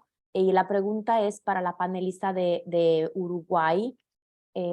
Quisiera saber cómo podemos involucrar e incluir al sector privado en nuestro trabajo y cómo poder en esto apoyar a los participantes en el momento del postegreso, cómo crear esta vinculación.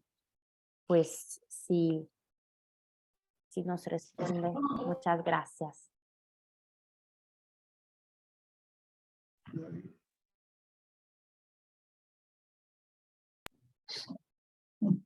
Ahora está.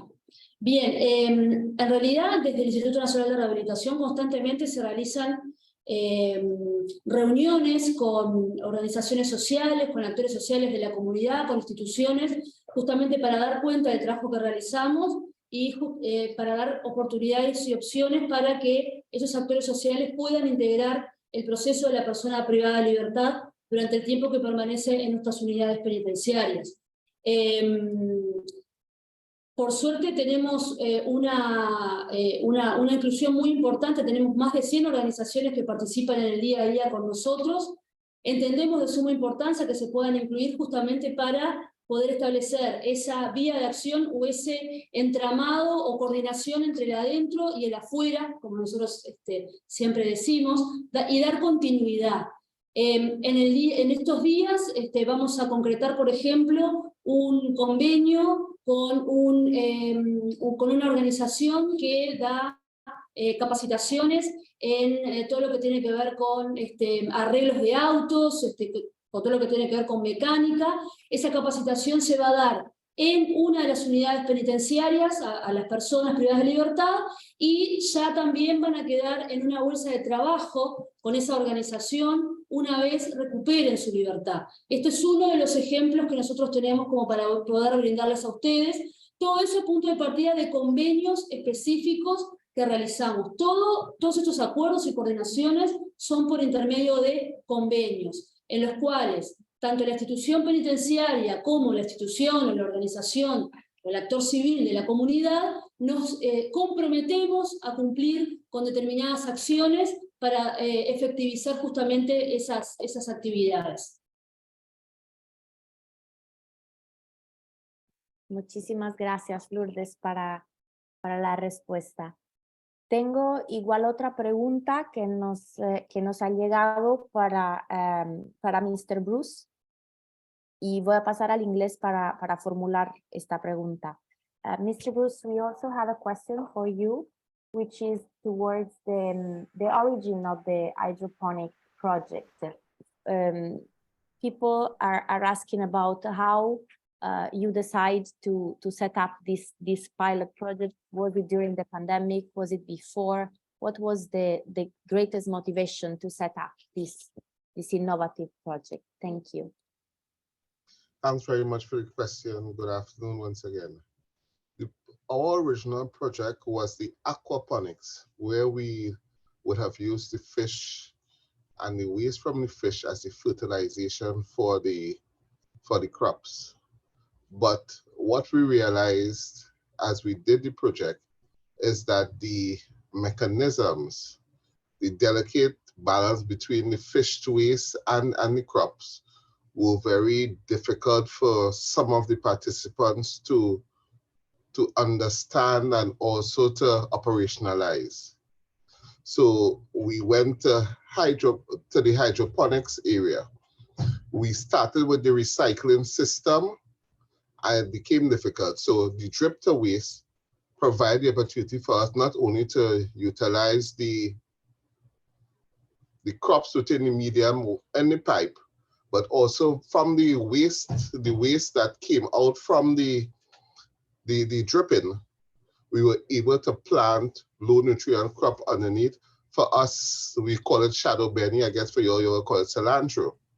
And that was able to grow with some of the drippings from the original system. Our choice was because it was easier to understand for the participants. It was cheaper to set up because they could do it with waste pipes, PVC pipes, and the system was expandable. So they were able to expand the system as they went along and became more confident. That's all was our choice, and the use of limited space.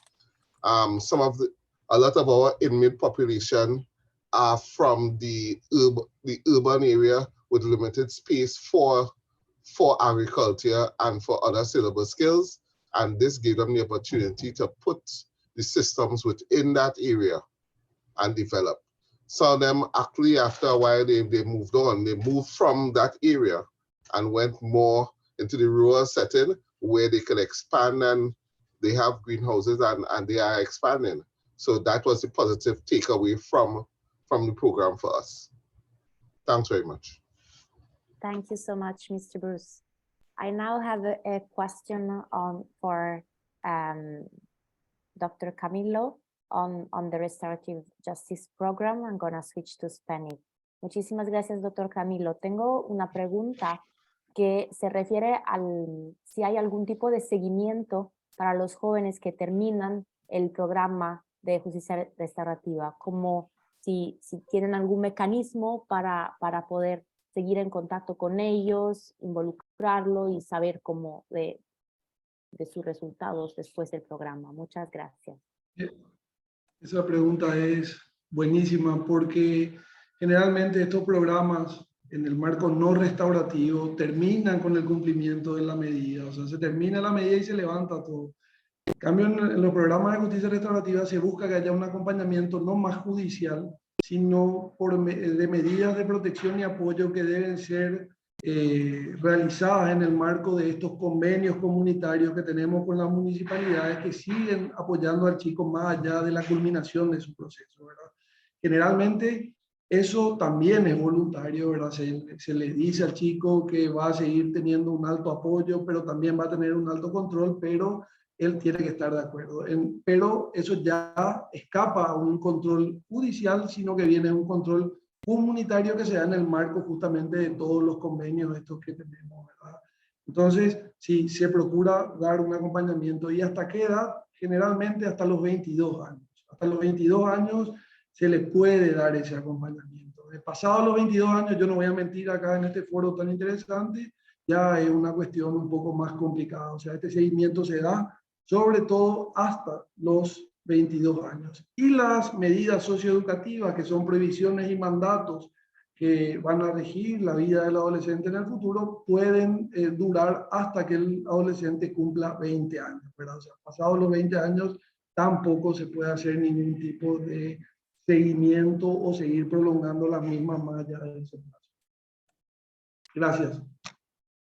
Muchísimas gracias para responder estas preguntas en manera tan honesta y podernos efectivamente compartir la experiencia. Como vamos a ver en los bloques de discusiones, queremos que esto sea muy interactivo y ver no solo las buenas prácticas, pero también los desafíos. Entonces es muy bueno saber y poder medir lo que funciona, lo que no funciona, y también saber lo que quisiéramos y todavía no se puede alcanzar, porque puede ser de inspiración para nuevos programas o para seguimiento. Muchísimas gracias, doctor Camilo. I just, y voy a cambiar al inglés, I'm just gonna have time for one last question, and I'm checking both the chat and the question and answer session. And I would like to ask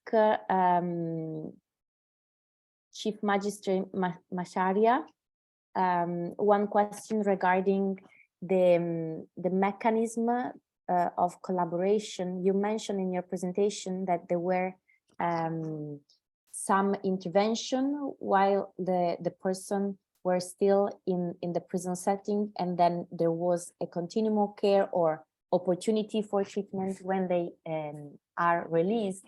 If there is a coordination mechanism for the people to go through these different opportunity for treatment inside and outside the prison setting. Thank you so much. Okay, thank you. Yes, we have a coordinated system, because after we sentence a person, because now I'm speaking from the court's perspective, after an accused person has either pleaded guilty and is convicted, or we've gone through the trial, or he or she is convicted, if the offense calls for a custodial sentence, and the person is a person that needs medical therapy, assisted therapy intervention, that is why we have the methadone program at the prisons. If you're under custody, the same is monitored by the prisons authority. If you're out of custody, and maybe we've referred you to one of the CBOs that offer the methadone programs, if you're not in a position to attend, because we have a clinic in the prison that is open for even members of public, not just the persons who are in custody. We use the probation officers, because if you're still under the penal system, we have the probation officers. If, let's say, you've been discharged conditionally, that you have to undergo through the methadone program for a period of 1 year, then we are going to receive the report. In the event you abscond, the probation officer will come to court with your file and say person A has failed to adhere to the conditions given by the court, and now we go ahead and issue a warrant of arrest. Depending on the condition after the arrest, if there is need for custodial sentence, we can order the person now to continue serving the remaining part of the sentence in custody, and also continue undergoing the therapy program. So there is the coordination between the penal institutions, the court, and the probation office. I don't know if I've answered your question. Yes, yes, you did. Thank you so much. Thank you. Perfect. Thank you to all the participants for submitting the question. And we are gonna go and transition to the first discussion panel, where I have a distinguished guest from Italy, South Africa, Chile, Argentina, and Dominican Republic. And the first discussion segment is gonna address the question, how can we strengthen interinstitutional collaboration on socio-occupational integration for justice-involved individuals? And I'm gonna turn the floor to Monica Barzanti. She's the head of international relations in San Patrignano, which is our main Italian partner in this project. We are fortunate to have Monica, and we truly thank her for being with us. She's in India right now, so she's deep in the night, but she's so committed to the project that she wants to be with us in this session. Monica, very welcome, and you have the floor for your presentation. Thank you very much for having me there with you. I'm very happy to share with you the experience of San Patrignano in this area. I would like just to say before sharing my screen that San Patrignano is a therapeutic community, a peer-led therapeutic community where we host up to around 1,000 people in normal condition. Now they are a bit less because of COVID. And 10% of them are with us in alternative to detention, which means that they can freely choose to spend their time in community instead of being in prison. So they change their community time into their prison time into recovery path. It is a precise law, Italian law, that allow up to 6 years to change into recovery pathway. And now I share my screen with you. And also we host youngsters, which means under 18 years old, in probation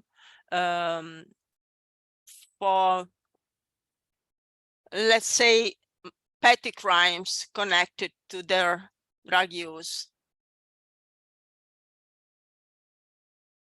Well,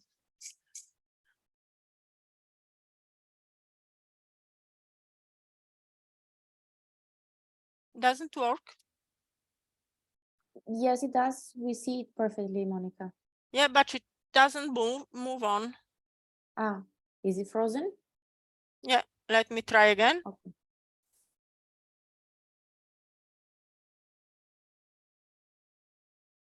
Okay, maybe now it works better. Okay, perfect. Okay, yeah.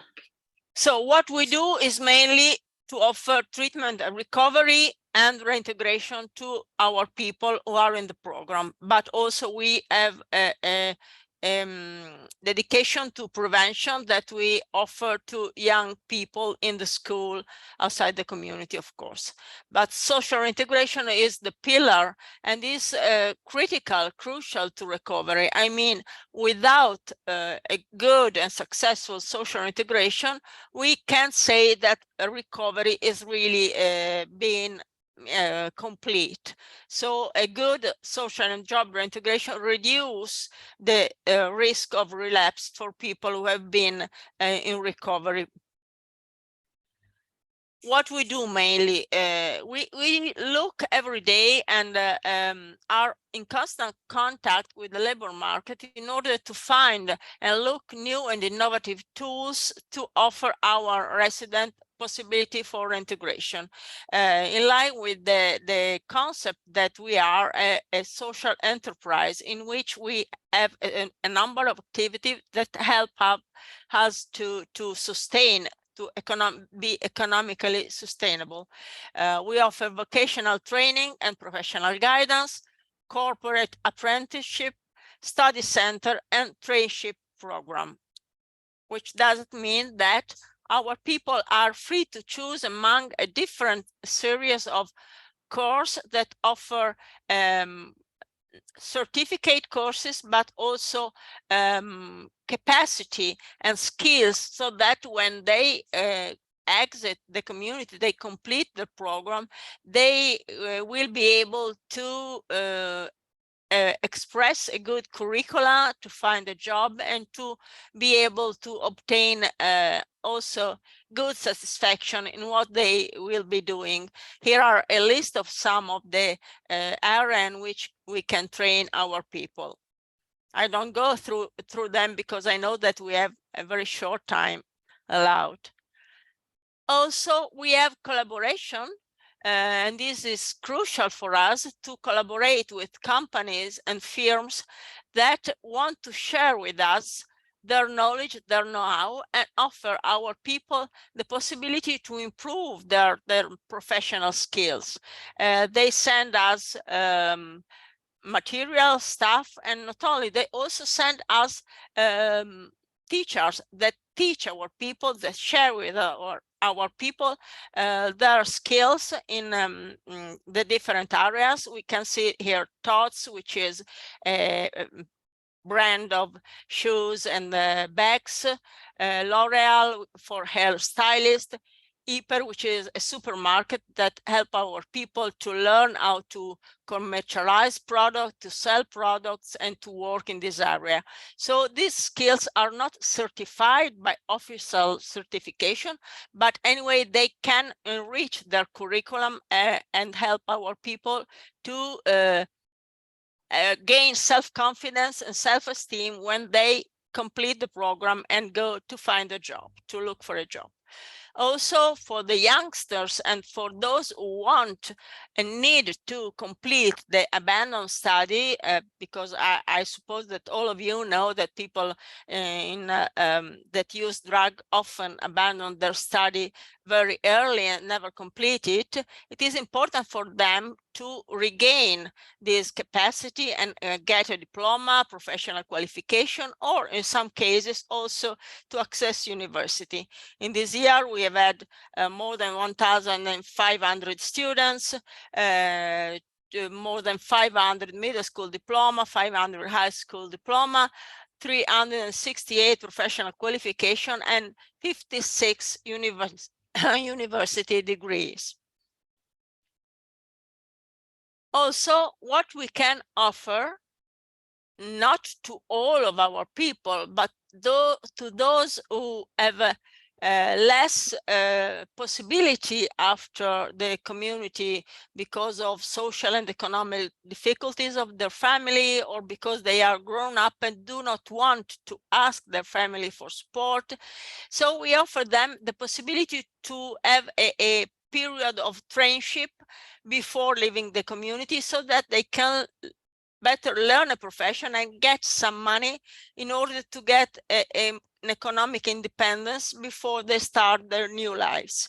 These funds come from the Emilia-Romagna region, are mainly coming from the European Social Fund or the National Funds for Youth, or also private foundation and companies that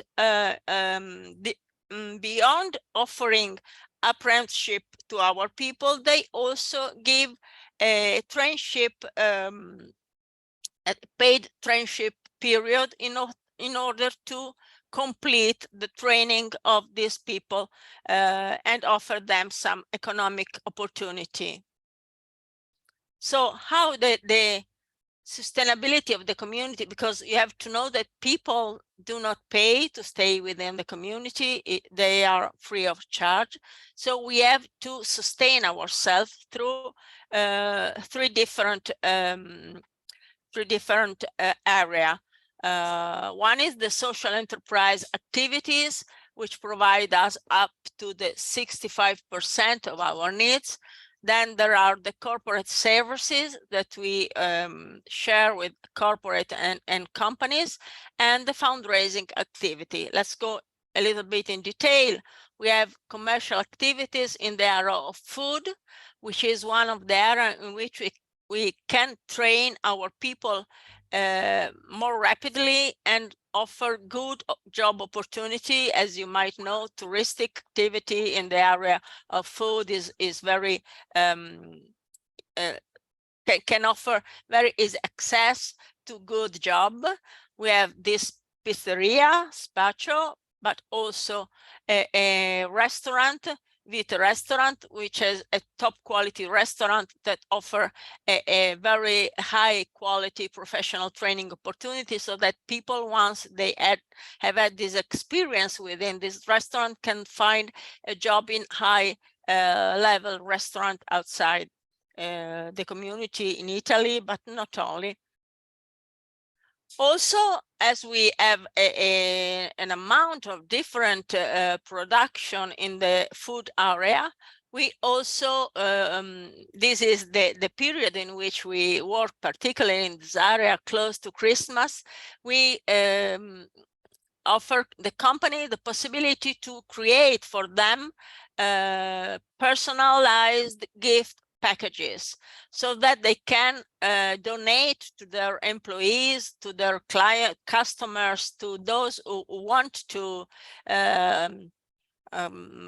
make a special gift for Christmas, that has also a social value, some product of San Patrignano that are cured meat, honey, cheese, and many other products, as you can see in the picture. Also, we have a collaboration, as I told you before, with hypermarket. Elisa, I'm going, how long I have? If How you much can time? wrap up in 2 minutes, that would be great, Okay, Monica. okay, Thank you. perfect.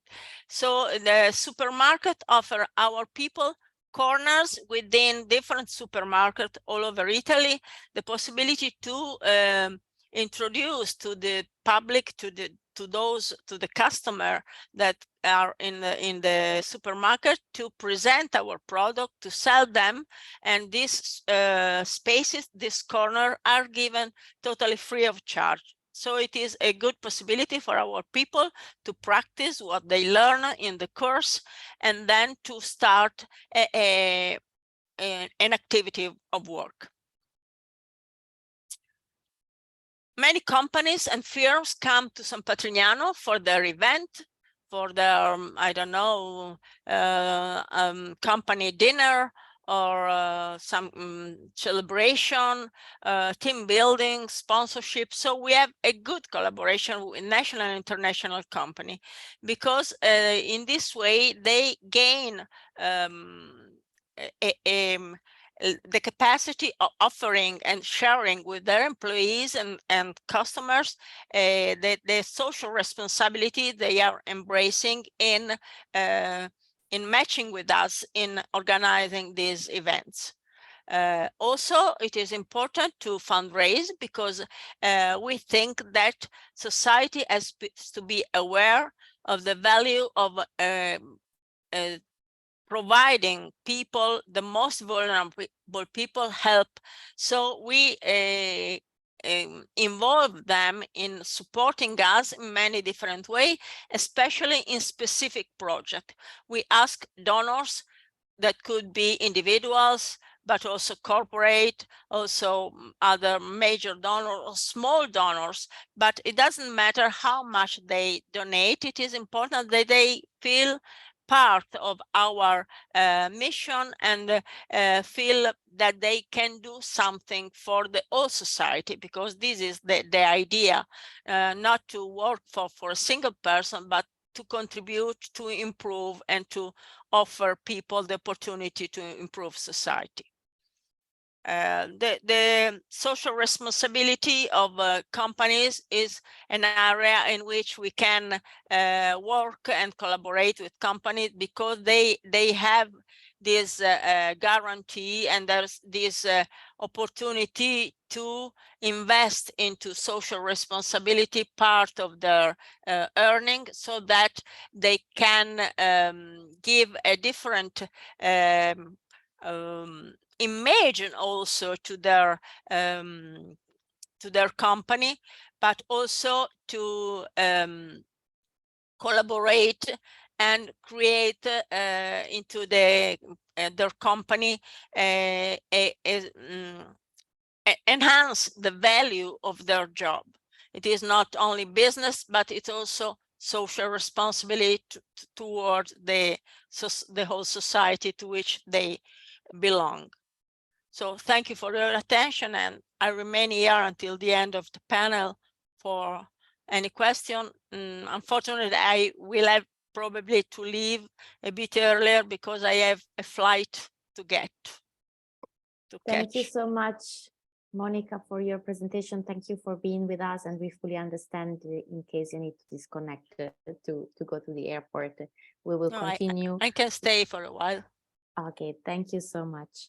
I'm gonna then to introduce our next presenter, Professor Pelmos Mashabela, a drug focal point, the Office of the Ministry of Justice and Correctional Services, and former Deputy Chairperson of the Central Drug Authority of South Africa.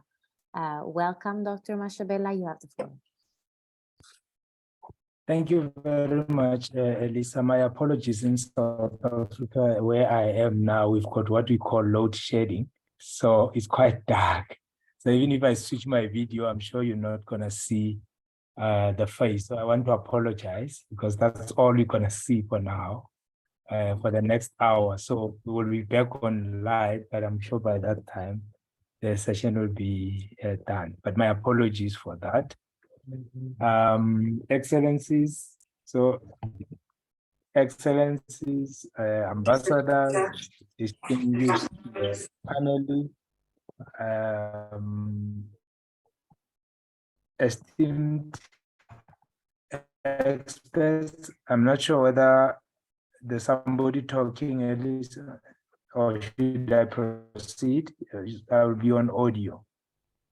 Okay.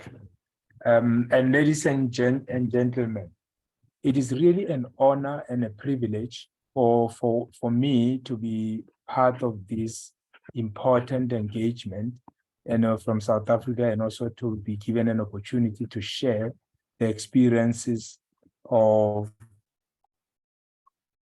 the South African experiences with this distinguished delegate.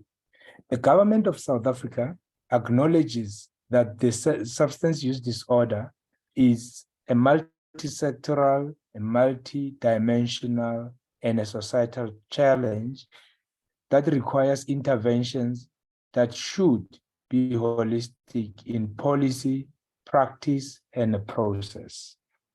The primary legislation that makes provision for the handling and the management of substance use disorder in South Africa is referred to as the Prevention of and Treatment of Substance Abuse, and is the act that was promulgated in 2008. I will share in the notes with all of you, if you can just allow me at least to go through that as quickly as possible. Substance use disorder access services largely in South Africa from non-governmental organizations and community-based organizations. In other words, these are the structures that provide substance use disorders in the country. However, both the public and the civil society sectors do not have specialized practitioners to provide SUDs reintegration services within communities. Nobody specialized in doing that work.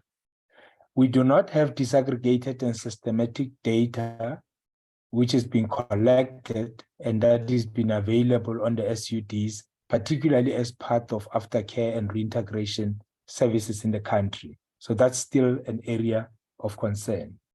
So aftercare is viewed as an ongoing professional support to service users after a formal treatment episode has ended, to enable them to maintain sobriety or abstinence, personal growth, and enhance self-reliance and proper social functioning.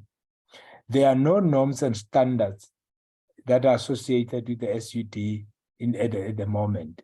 Although legislation provides for committal to treatment for treatment centers after conviction and the alternative to incarceration, there's little evidence to suggest that offenders or inmates are not transferred to either public or private treatment facilities. So prisoners don't really be transferred, even if they do. Some of them have SUD challenges.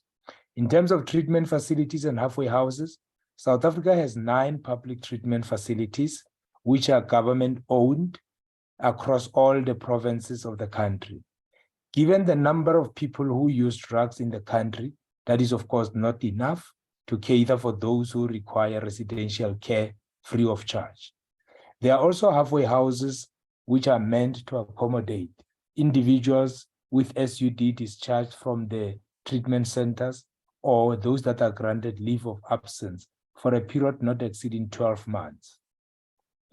The Department of Social Development has developed what they call a framework for social reintegration and aftercare for SUD, and admittedly, the extent of the implementation or the lack thereof is unknown since it is not being monitored. So the fact that there are no resources to deploy in communities have led NGOs and CBOs to take responsibility for the SUD reintegration and aftercare.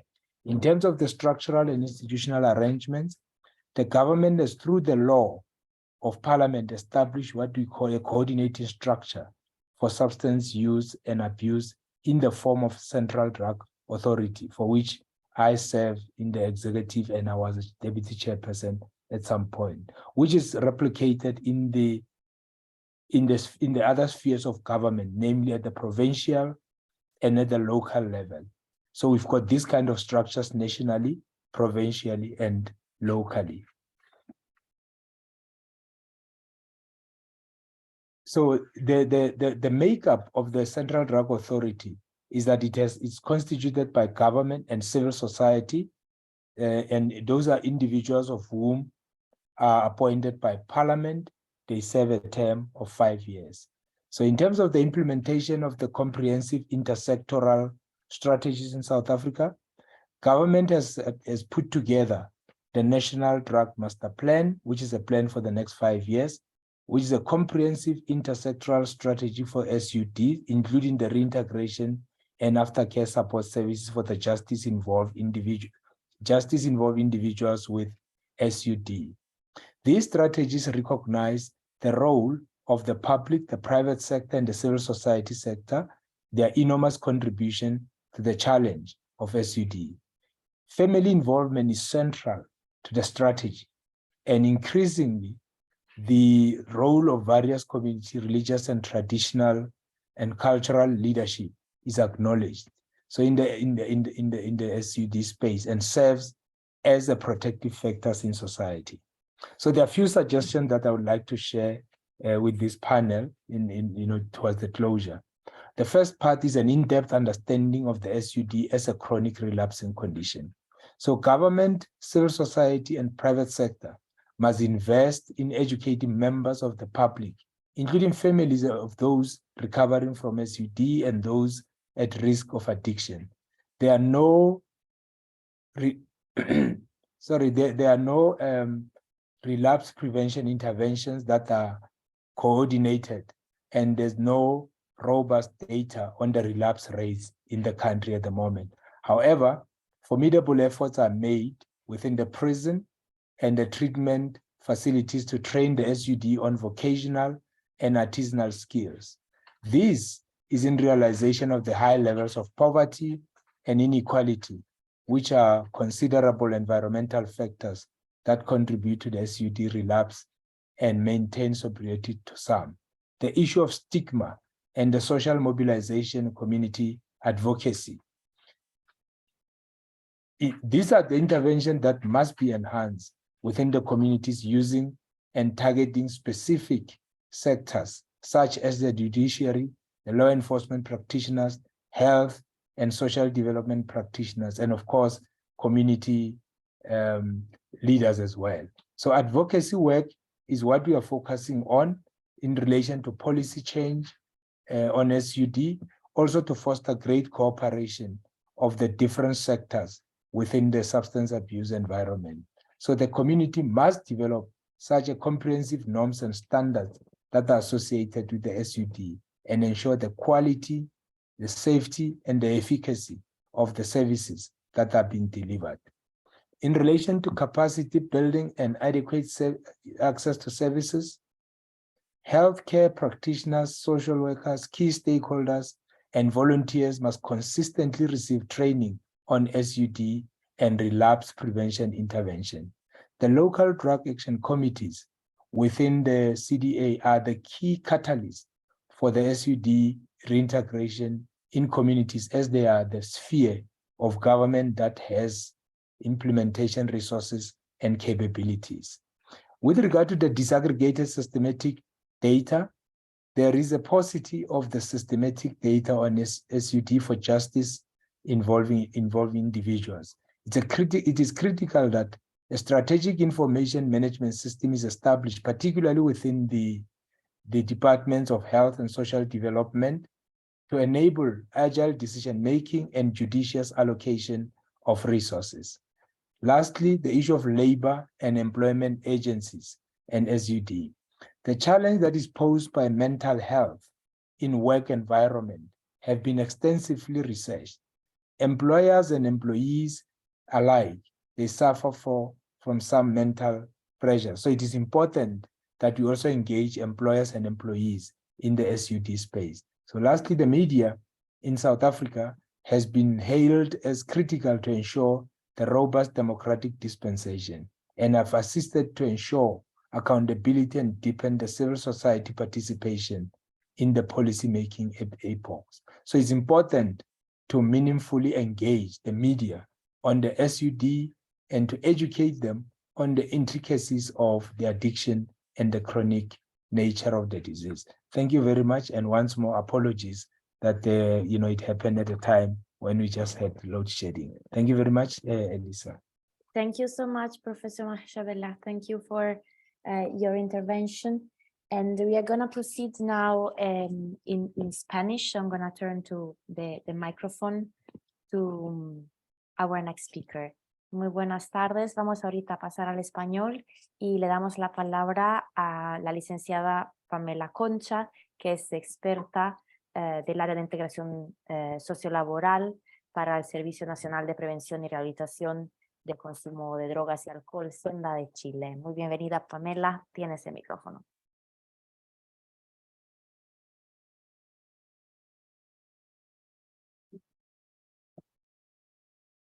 Todavía no se escucha. No te escuchamos, Pamela.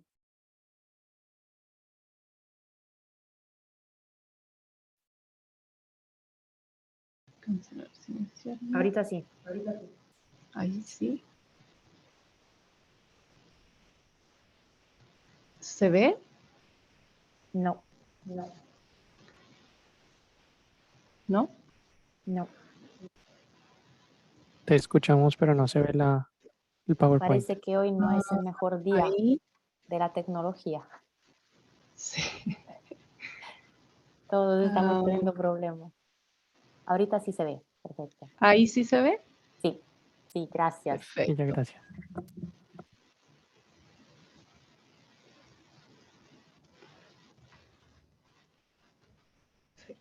La última, ahí sí. Bien, yo quería desde Chile compartir un poquito la experiencia que tenemos y el enfoque que tenemos desde integración social.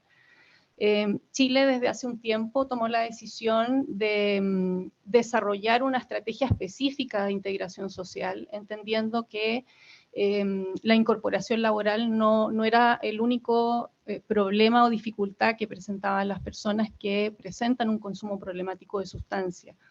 Y esto también a partir de una serie de análisis y de resultados que fuimos teniendo como servicio.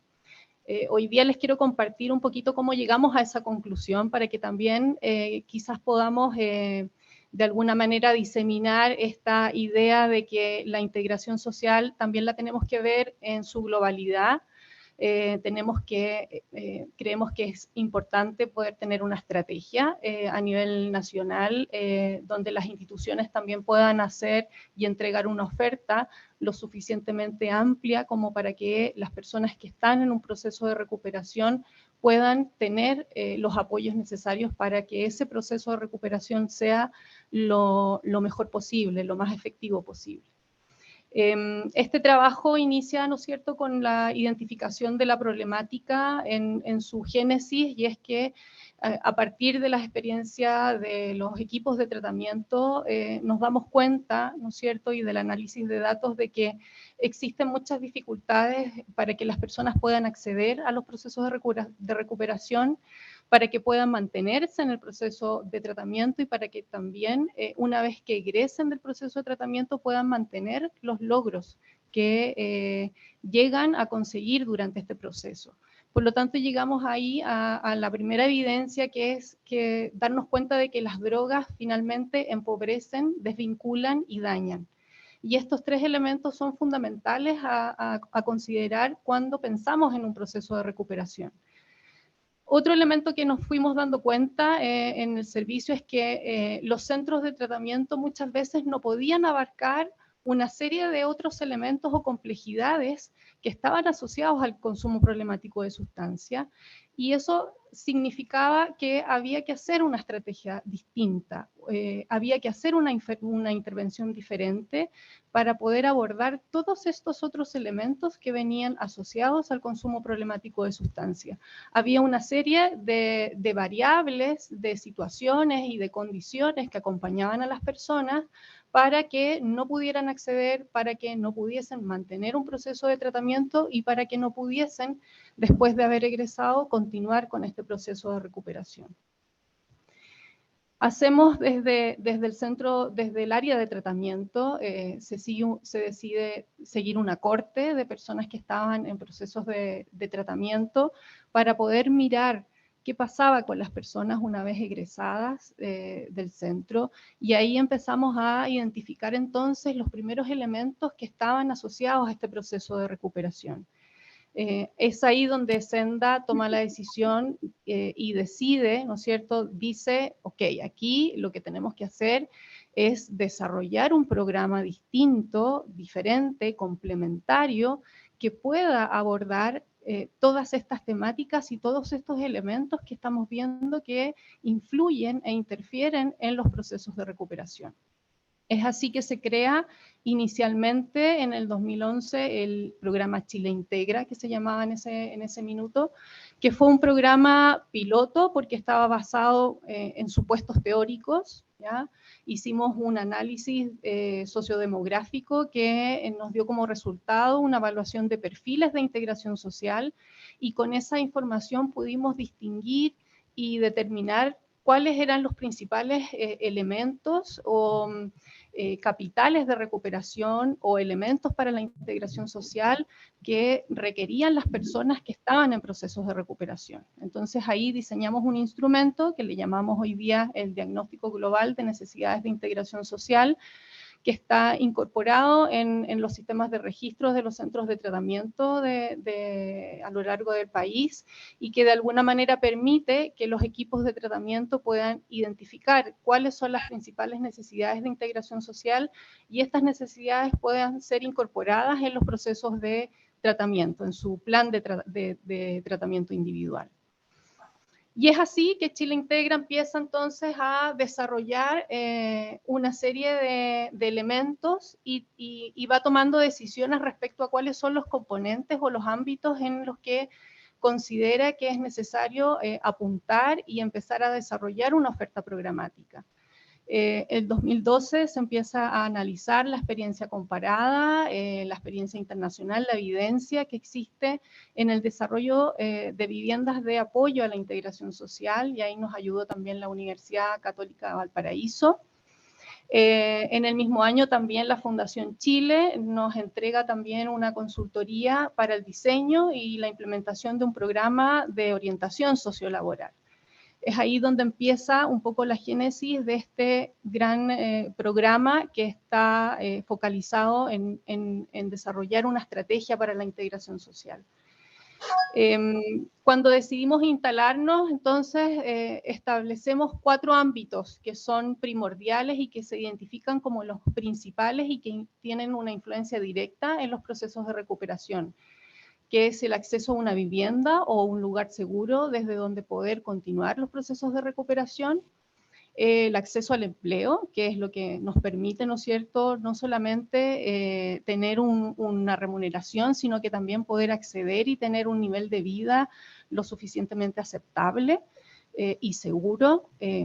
Tenemos también el componente de vinculación con una oferta social, porque también nos dimos cuenta de que las personas una vez que egresaban estaban fuera del sistema social, no accedían a los servicios, no accedían a los beneficios sociales que estaban diseñados para ellos. Y eso también pasaba por este cuarto ámbito que tenía que ver que muchas personas tampoco tenían el conocimiento, las habilidades o algunos recursos personales para poder integrarse a los distintos espacios y para poder también ser partícipes mucho más activos de sus comunidades y de su propio proceso de recuperación.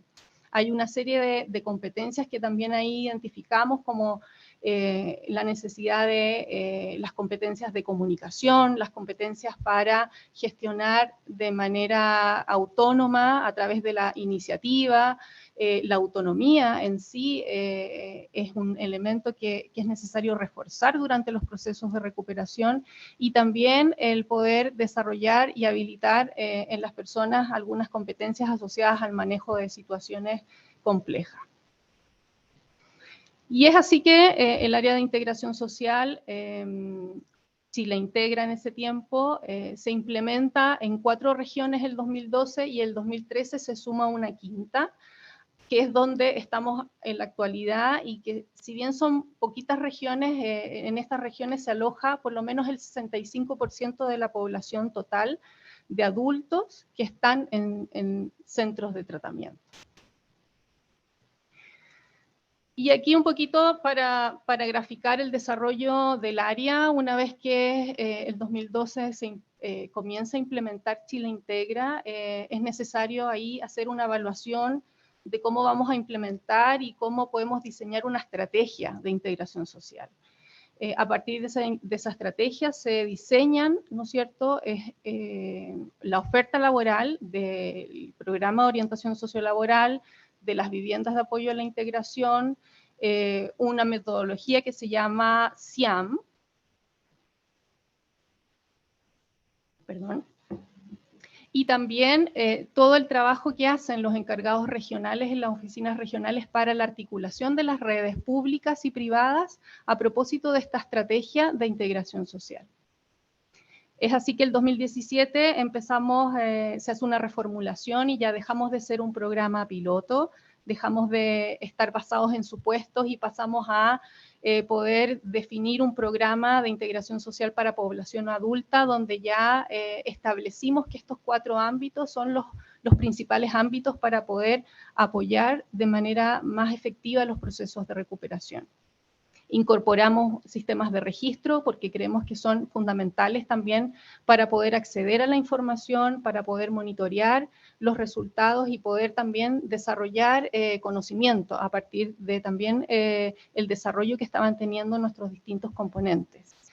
Se incorpora a través de una consultoría también la perspectiva de género, y hoy en día estamos en un proceso también de ir actualizando nuestras orientaciones técnicas y nuestras metodologías y dispositivos de apoyo para la integración social. Paralelamente nos fuimos dando cuenta de que era necesario hablar de integración social no solamente en estos 4 ámbitos, sino que también es importante empezar a desarrollar líneas de acción en el ámbito sociocomunitario.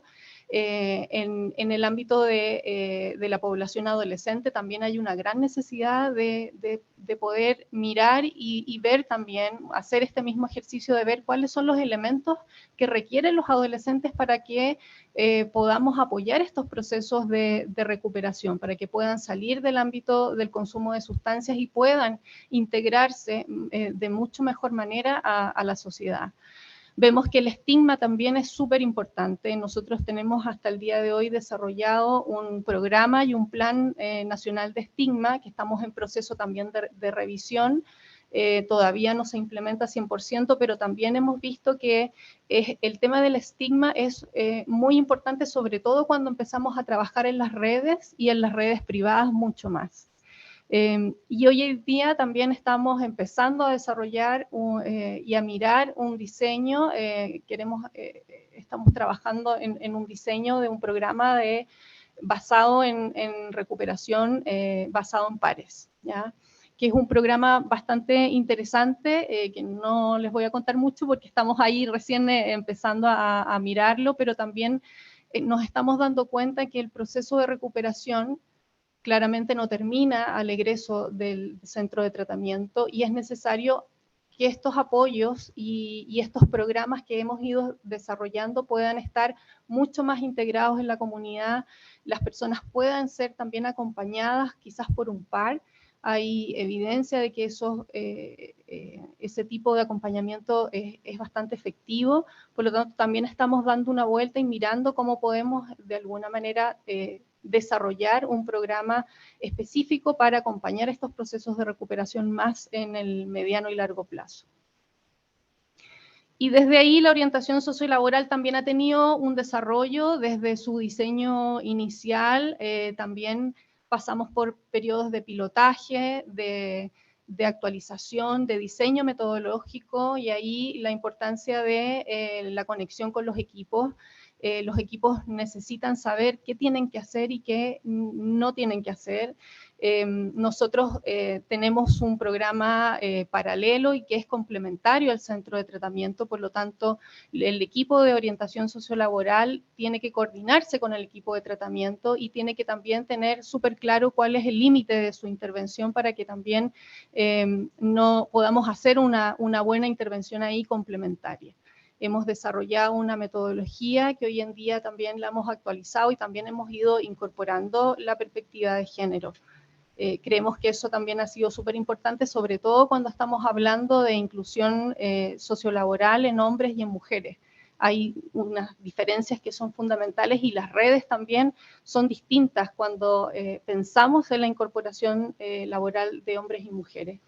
Y en este sentido, con la población penal, nosotros también tenemos prácticas, si bien este dispositivo está en el medio libre, está, ¿no es cierto?, en las regiones, en el territorio, también se vincula con los centros de tratamiento que existen dentro de los recintos penitenciarios. Por lo tanto, también ahí hay una coordinación en la medida en que podamos establecer ahí contacto con personas que estén interesadas también en incorporarse en el programa de orientación sociolaboral una vez que egresan del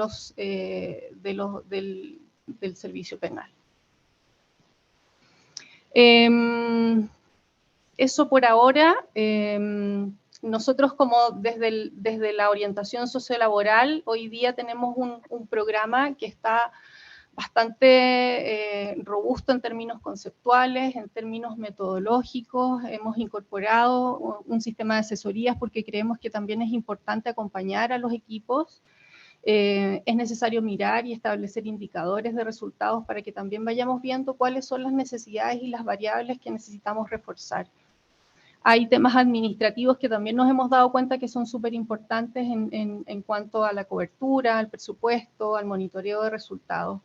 Y respecto a la pregunta del trabajo intersectorial, creo que el trabajo intersectorial en términos laborales es importante hacerlo con una estrategia clara, y en ese sentido creemos que mirar también desde la perspectiva de género y desde el abordaje del estigma que existe muchas veces, no solamente en las redes privadas, sino que también a veces en las redes públicas. Creemos que parte de esa estrategia también es importante considerarla a la hora de abordar las redes institucionales. Sin duda que sin los colaboradores no podemos avanzar. Este es un trabajo que tenemos que hacer mancomunadamente, y desde ahí también es necesario y súper importante, creemos desde Senda, la institucionalidad y el poder desarrollar una estrategia lo suficientemente estable para que también pueda permanecer en el tiempo y también pueda ir estableciéndose en los territorios. Muchísimas gracias, Pamela, por esta presentación con muchos detalles de esta experiencia de Chile, que desde un piloto ha ido consolidando este programa de orientación sociolaboral que realmente es una gran inspiración, creo, para igual otros países, como lo han construido, como lo han implementado y como lo están evaluando y mejorando cada vez. Muchísimas gracias para presentar esto. Vamos ahorita a seguir con la otra panelista, y es un placer darle la palabra a Claudia Casabat, directora nacional de atención crítica de Cedronar Argentina. Muy bienvenida, tiene el micrófono, Claudia. Buenas tardes a todos y a todas. En principio les pedimos disculpas porque estábamos con la transmisión en la pantalla y tuvimos un problema de internet, así que estoy con el celular transmitiendo. En principio agradecer este espacio a todos, a la CICAD y a todos los participantes, porque, todos los aportes, la verdad que son importantes en esta problemática que es tan compleja y que día a día vamos transformando nuestra práctica. En el caso de la Argentina, bueno, nosotros no contamos con un programa para personas privadas de la libertad que se encuentren detenidas. Tenemos un programa piloto muy parecido al que presentó el doctor Torres de Paraguay, que en nuestro caso se llama Justicia Terapéutica, y es un programa que tuvo inicio este tipo de...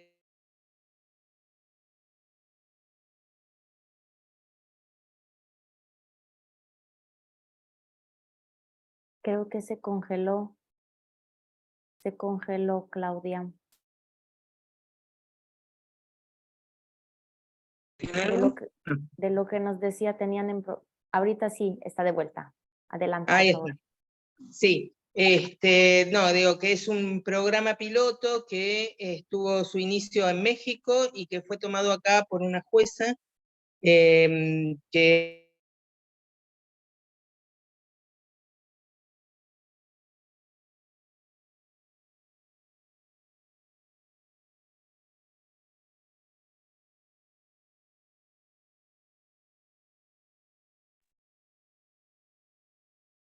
Creo que se cortó nuevamente.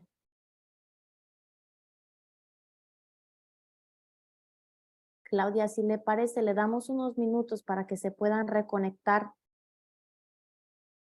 desde su estación, desde su sala de conferencia en Cedronar.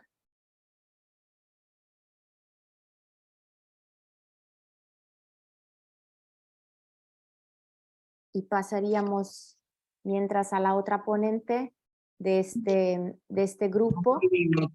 Ahí volvimos. Estamos con un problema en todo el edificio de internet, por eso pues estamos si prefieren usando... estar sin video para que se pueda escuchar la intervención, está bien.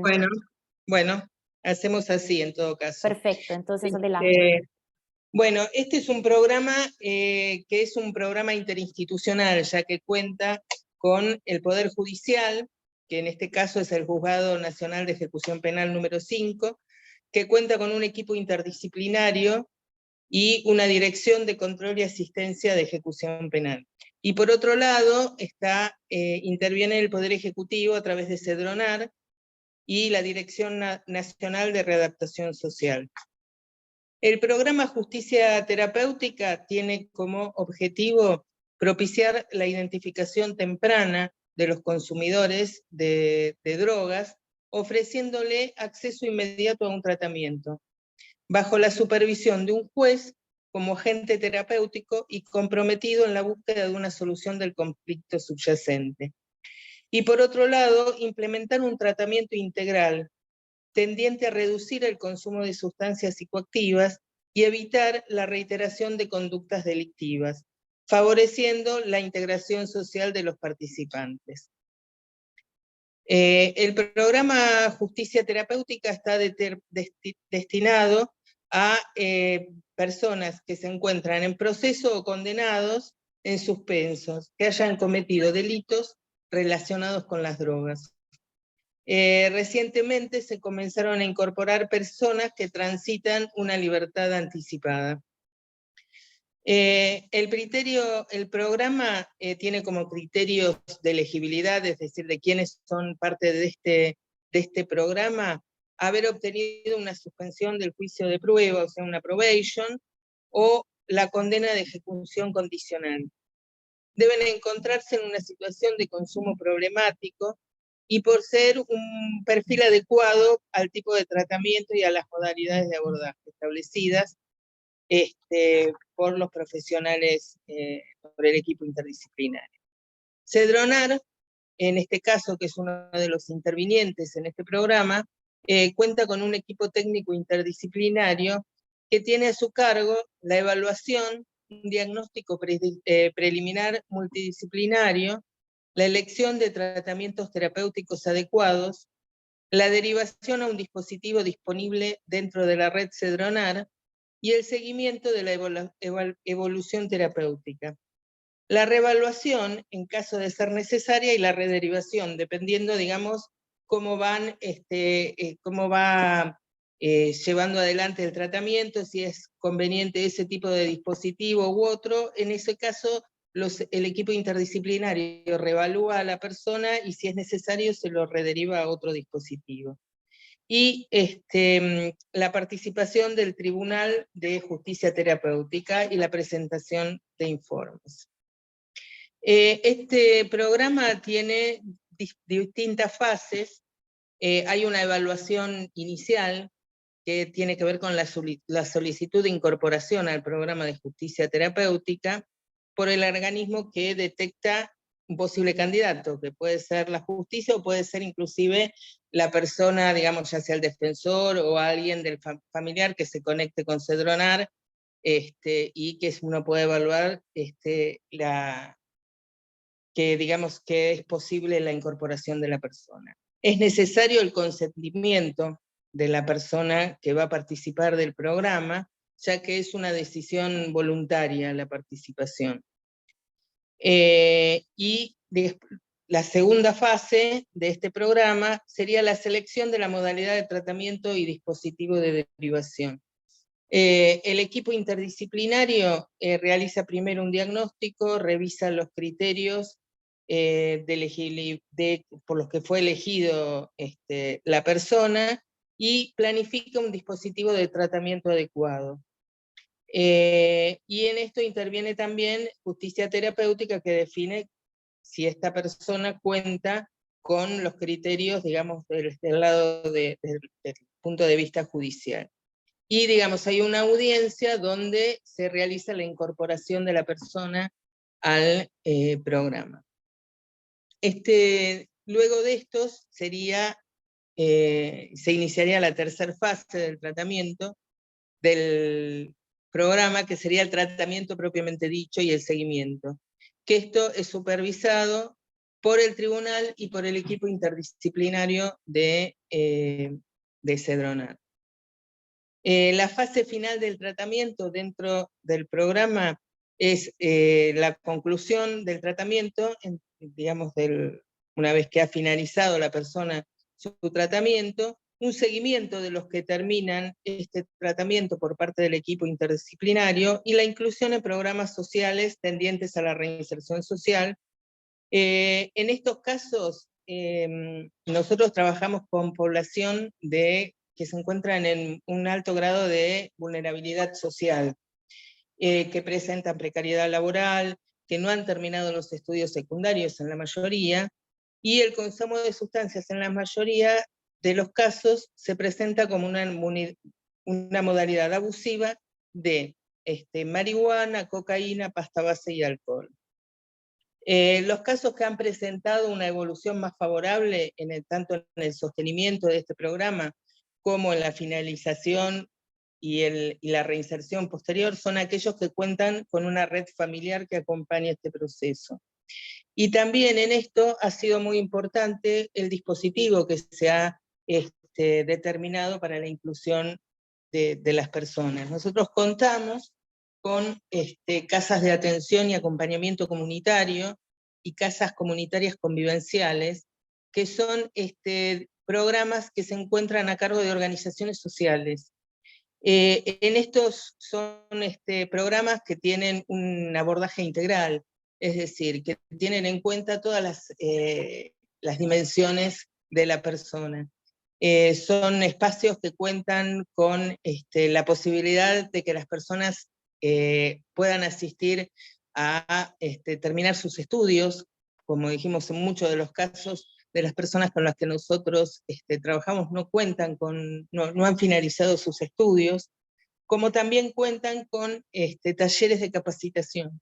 E incluso estos programas que se encuentran a cargo de las organizaciones sociales cuentan con cooperativas de trabajo, donde muchas de estas personas pueden ser incluidas. Estos programas no son solamente para personas en conflicto con la ley, sino que estos son programas que están abiertos a todas las personas que solicitan tratamiento en Cedronar.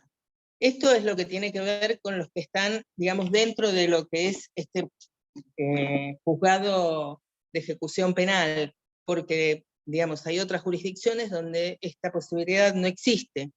Y en esos casos, las personas que se encuentran en conflicto con la ley muchas veces, a través de sus defensores, solicitan el poder realizar un tratamiento. Cuando es así, digamos, los juzgados nos piden a nosotros una evaluación y la derivación a un tratamiento. En esos casos nos encontramos con personas que se encuentran, digamos, con la posibilidad de cumplir una prisión domiciliaria en un dispositivo residencial, o personas que también cumplen su prisión con una pulsera electrónica dentro también de dispositivos residenciales donde se realizan tratamientos. En esos casos muchas veces, y diría que la mayoría, nos encontramos con el problema de que los jueces no autorizan salidas, por ejemplo. Entonces, dentro de una comunidad terapéutica o de un dispositivo convivencial, donde las personas que se encuentran ahí tienen actividades que por ahí pueden hacer fuera de la comunidad, salidas, o capacitaciones fuera del espacio, la mayoría de las veces los jueces no autorizan estas salidas, lo cual nosotros entendemos como que es algo que es muy complejo para la persona, que genera una discriminación y que además es iatrogénico, ¿no? Como nos pasa también con personas que han terminado su tratamiento por consumos problemáticos y el juez no autoriza que, digamos, termine de cumplir, digamos, o que quede en libertad, o que cumpla la medida en su domicilio, sino que tiene que continuar en la comunidad terapéutica. Nosotros en esos casos seguimos sosteniendo los subsidios para estas personas, porque si no la alternativa es que vuelvan a la cárcel, y nos parece que no es lo apropiado, sino que, bueno, se verá, digamos, cómo se puede sostener, porque muchas veces se dificulta el sostener, digamos, personas en un tratamiento residencial cuando ya no lo necesitan. Por otro lado, nosotros, la Ley Nacional de Salud Mental, que fue sancionada en el año 2010, dice, entre una de las cosas que propone la ley, es la conformación de una comisión nacional interministerial, para poder dar respuesta a las problemáticas de salud mental y de consumos problemáticos, sabiendo que son personas que tienen en su mayoría, además en nuestros países, en Latinoamérica, donde hay una gran desigualdad social, que se encuentran vulneradas en sus derechos, ya sea desde el acceso a la salud, a la vivienda, a la educación. Entonces, esta comisión interministerial, que empezó a funcionar este año, a pesar de que la ley fue sancionada hace 12 años, Claudia, cuenta una con... disculpa, si pudiese concluir su intervención en 2 minutos, por favor. Ya termino. Gracias. Esta comisión tiene la particularidad de ser una mesa donde se sientan todos los ministerios, y desde ahí se ve, desde cada ministerio, qué respuesta se puede dar a las personas que están atravesando consumos problemáticos. Esto incluye personas en conflicto con la ley o que no estén en conflicto con la ley. De ahí, actualmente nos encontramos trabajando junto al Ministerio de Trabajo en un programa para la reinserción, digamos, que habilite la posibilidad de incluir a las personas en trabajos que favorezcan su reinserción sociolaboral. Bueno, hasta aquí he llegado. Gracias a todos por lo que han aportado, bueno, y espero que les haya sido de utilidad. Muchísimas gracias, Claudia. Claro que sí. Y en el interés del tiempo vamos a seguir con nuestra última comentarista de este bloque. Es un placer tener a Ana Cecilia Piñales. Muy bienvenida, tienes el micrófono.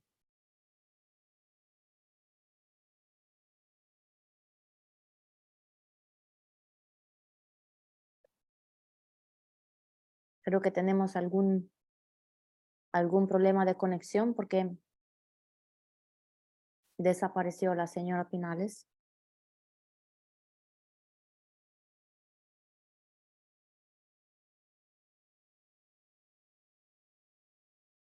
pues si eso es el caso, mientras que ella se pueda reconectar, creo que estamos monitoreando las preguntas por este bloque y hay una para Mónica del panel anterior que ella está respondiendo por escrito en el chat.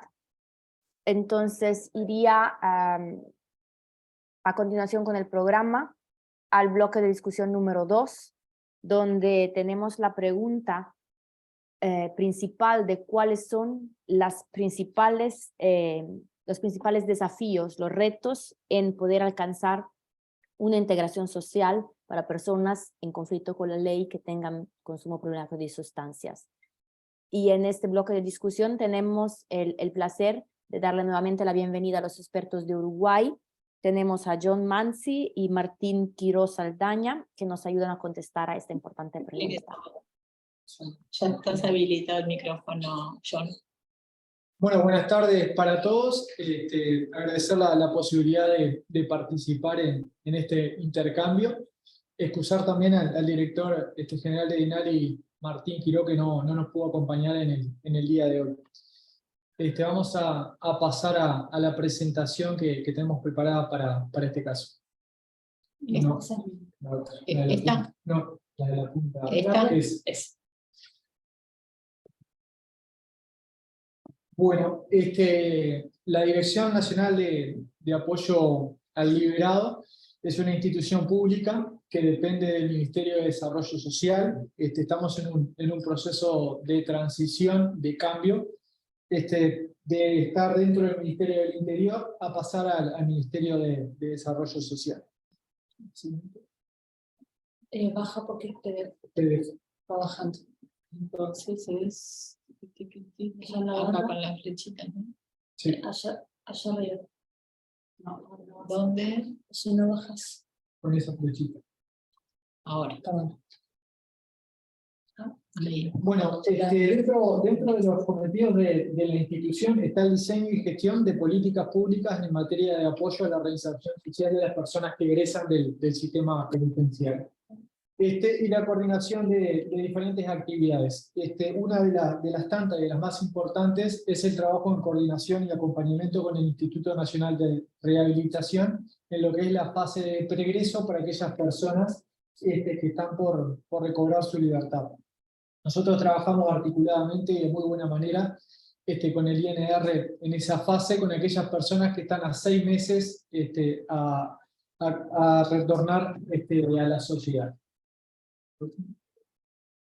Tenemos diferentes áreas de trabajo, son el acompañamiento psicosocial, el pregreso, la posada de camino, el área de capacitación y empleo y una parte de atención en salud que ahora vamos a ir compartiendo sobre cada una de ellas.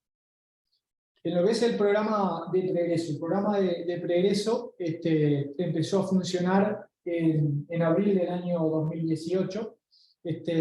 Ahí trabajamos en un plan de intervención en conjunto con el Instituto Nacional de Rehabilitación, algo que planteaba la subdirectora nacional en la presentación de hoy, sobre la importancia del trabajo en conjunto, la articulación en todo lo que hace a la información y a los diferentes programas que participa la persona privada de libertad dentro de las diferentes unidades.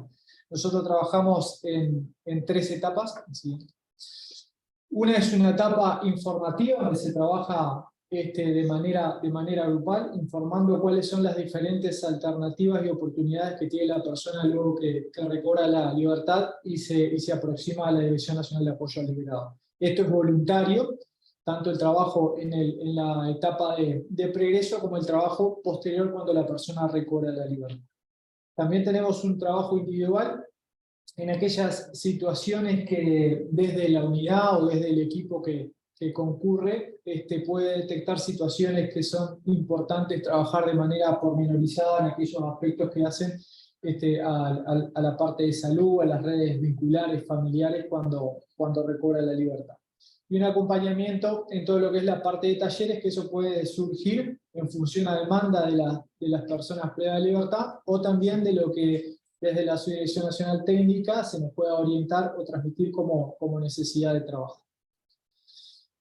Después tenemos el área de acompañamiento psicosocial, que está integrado por trabajadores sociales, psicólogos y educadores sociales. La persona luego que recobra su libertad puede concurrir a la institución y va a tener un técnico referente que va a trabajar en función a un plan individual de trabajo, en función a las necesidades de cada una de las personas que concurren a DINALI, donde va a poder trazar una ruta de salida o de inserción a lo que es la sociedad. Trabajar aquellas situaciones o aquellas problemáticas que lo han llevado a la situación de privación de libertad. Después tenemos también el dispositivo de posada de camino. Este es un dispositivo de convivencia mixto para personas recientemente liberadas. Tiene un alcance de 60 usuarios, en correspondencia un poco con la cantidad de población que tenemos, hombres y mujeres. No hemos encontrado y no hay ningún antecedente de este tipo de dispositivo de funcionamiento grupal, de convivencia. Empezó a funcionar en el año 2018 y trabajamos en dos niveles, en dos fases. Una fase grupal, donde se trabajan las diferentes problemáticas que hacen a lo que es la convivencia, a lo que es la generación de hábitos, y después en un proceso más individual, donde cada una de las personas tiene dos técnicos referentes que también realizan un plan individual de trabajo en función a cada una de las situaciones. El tiempo de permanencia dentro de lo que es el dispositivo de posada, eso es variable y depende un poco de cada una de las características o de las situaciones particulares de cada uno de los usuarios. Las vías de ingreso a lo que es la posada de camino son tres, que es el programa de pregreso, que hablamos anteriormente, donde se detectan determinadas situaciones y se derivan al dispositivo de posada. La atención a usuario y después la articulación institucional, tanto desde la Subdirección Técnica como desde otras instituciones que detectan alguna situación que pueda necesitar del hospedaje de la posada de camino, se puede contactar con nosotros y generar una ruta de ingreso a la posada. Sí. Después tenemos el área de capacitación y empleo, que va un poco a lo que es un poco la temática que nos convoca hoy. Nosotros tenemos determinados espacios de capacitación a través de convenios con instituciones públicas. Tenemos el convenio con el INEFOP, que es el Instituto Nacional de Educación y Formación Profesional, donde se realiza capacitación a las personas liberadas en todo lo que es diferentes oficios, que puede ser desde la gastronomía, cocina, panadería, sanitaria, construcción, yeso, multioficios, aire acondicionado. Son espacios de capacitación, cursos de duración entre 3 y 6 meses, entre 245 y 365 horas en ese tiempo, que lo que permite es el componente de trabajo en lo que es la capacitación en sí sobre el oficio que realizan, pero también la importancia de trabajar todo aquello que llamamos las habilidades blandas, las habilidades sociales y la preparación para el mundo de trabajo y de la vida en sociedad. No es solamente generar el espacio de capacitación en el oficio, sino también brindar un soporte en todo lo que hace a lo que es la actividad laboral en sí y la capacitación. Tiene como dos componentes. Uno que es el componente de capacitación específica en la actividad o en el oficio que están realizando la capacitación, y después también todo lo que es de las habilidades sociales, habilidades para la vida. También generamos este año un convenio con UTU, que lo que posibilita es la certificación de saberes. Dentro de las unidades hay muchas personas que adquieren determinados oficios en la práctica o también en determinados cursos, pero muchas veces no tienen el certificado de que tienen determinada capacitación. Entonces nosotros, a través de estos convenios y de una prueba que se les realiza, ahí pueden certificar el oficio que tienen, acceden a un comprobante, y esto también a la hora de poder insertarse dentro del mundo del trabajo facilita. También tenemos con la Administración Nacional de Educación Pública convenios que nos permiten que las personas puedan terminar tanto lo que es la nivelación primaria, que es un programa para adultos mayores que pueden terminar el ciclo primario de enseñanza y también lo que es el ciclo básico en cuanto es a la educación secundaria. Después también tenemos algo que es muy interesante, que es el régimen de pasantías laborales. Nosotros a través de una ley tenemos la posibilidad de conveniar con instituciones públicas y privadas para generar pasantías laborales. Las pasantías laborales son de 1 año con opción de renovación a 2. Y esto se realiza por la metodología de convenio y a través de esos convenios, a través de la transferencia de fondos. Entonces nosotros como institución lo que hacemos es seleccionar a la persona, trabajar todo lo que son los espacios de habilidades sociales, habilidades blandas que hablábamos hoy, y derivarlo a una pasantía en función a la necesidad que tenga la institución. En este momento tenemos 305 personas trabajando en pasantías laborales, tanto en el interior del país como en el exterior. La Dirección Nacional de Apoyo al Liderado tiene un alcance nacional en todo lo que es el país. Esto de las pasantías es muy importante, también como hablábamos hoy de la importancia del acompañamiento y del sostén de la persona liberada. En estas pasantías se trabaja mucho y se concientiza mucho con las empresas públicas o privadas en función a la población con la que vamos a trabajar y a las necesidades que se tienen. Esto creo que es algo importante. El poder generar pasantías laborales no es simplemente el hecho de enviar a una persona a trabajar, sino también el de trabajar con las instituciones que lo reciben. Hoy en alguna de las presentaciones se hablaba de la estigmatización, de la discriminación. Entonces esas son situaciones difíciles muchas veces para las personas que van a trabajar o desempeñar una pasantía. Entonces es importante el acompañamiento durante todo el proceso. Algo que nosotros siempre presentamos como un plus es justamente esto, el seguimiento y el acompañamiento. De que la persona va a tener la posibilidad de un técnico de referencia que va a acompañar durante todo el proceso, durante todas aquellas situaciones que se pueden dar en el mundo del trabajo, que se dan en el mundo del trabajo en general, pero la función nuestra es generar posibilidades y aumentar las posibilidades de las personas con las que trabajamos. Entonces el acompañamiento es un eje fundamental en nuestro trabajo. Le recuerdo que tiene 2 minutos para poder finalizar la presentación. Muchas gracias. Bien, en cuanto a la atención en salud, también que transversaliza todo lo que es el proceso de las personas dentro de INALI, tenemos un consultorio odontológico a través de un convenio con la Universidad Católica, que hace toda la atención gratuita e integral en lo que es a la salud bucal. También un consultorio de medicina general y una doctora en psiquiatría en convenio con una mutualista, un servicio privado de atención. Y estamos proyectando para el 2023 un dispositivo de tratamiento para personas con uso problemático de sustancias a través de la articulación y el trabajo en conjunto con la Secretaría Nacional de Drogas y con el INOV. En esto me parece sumamente justamente el trabajo de articulación con las diferentes instituciones. Si bien nosotros nos dedicamos a trabajar con los liberados pueden transitar y transitan por otros espacios u otras instituciones. Entonces la tarea fundamental nuestra es la de articulación y de generar que las personas puedan acceder a las diferentes prestaciones sociales que tiene el Estado y que le corresponden por derecho. Muchas gracias. Muchísimas gracias para esta excelente presentación con muchos detalles y compartiendo su experiencia. Me comunican que se pudo reconectar la representante de República Dominicana, entonces le damos la bienvenida a Ana Cecilia Pinales del Centro CAIDEP para que nos pueda dar su intervención. Adelante, por favor.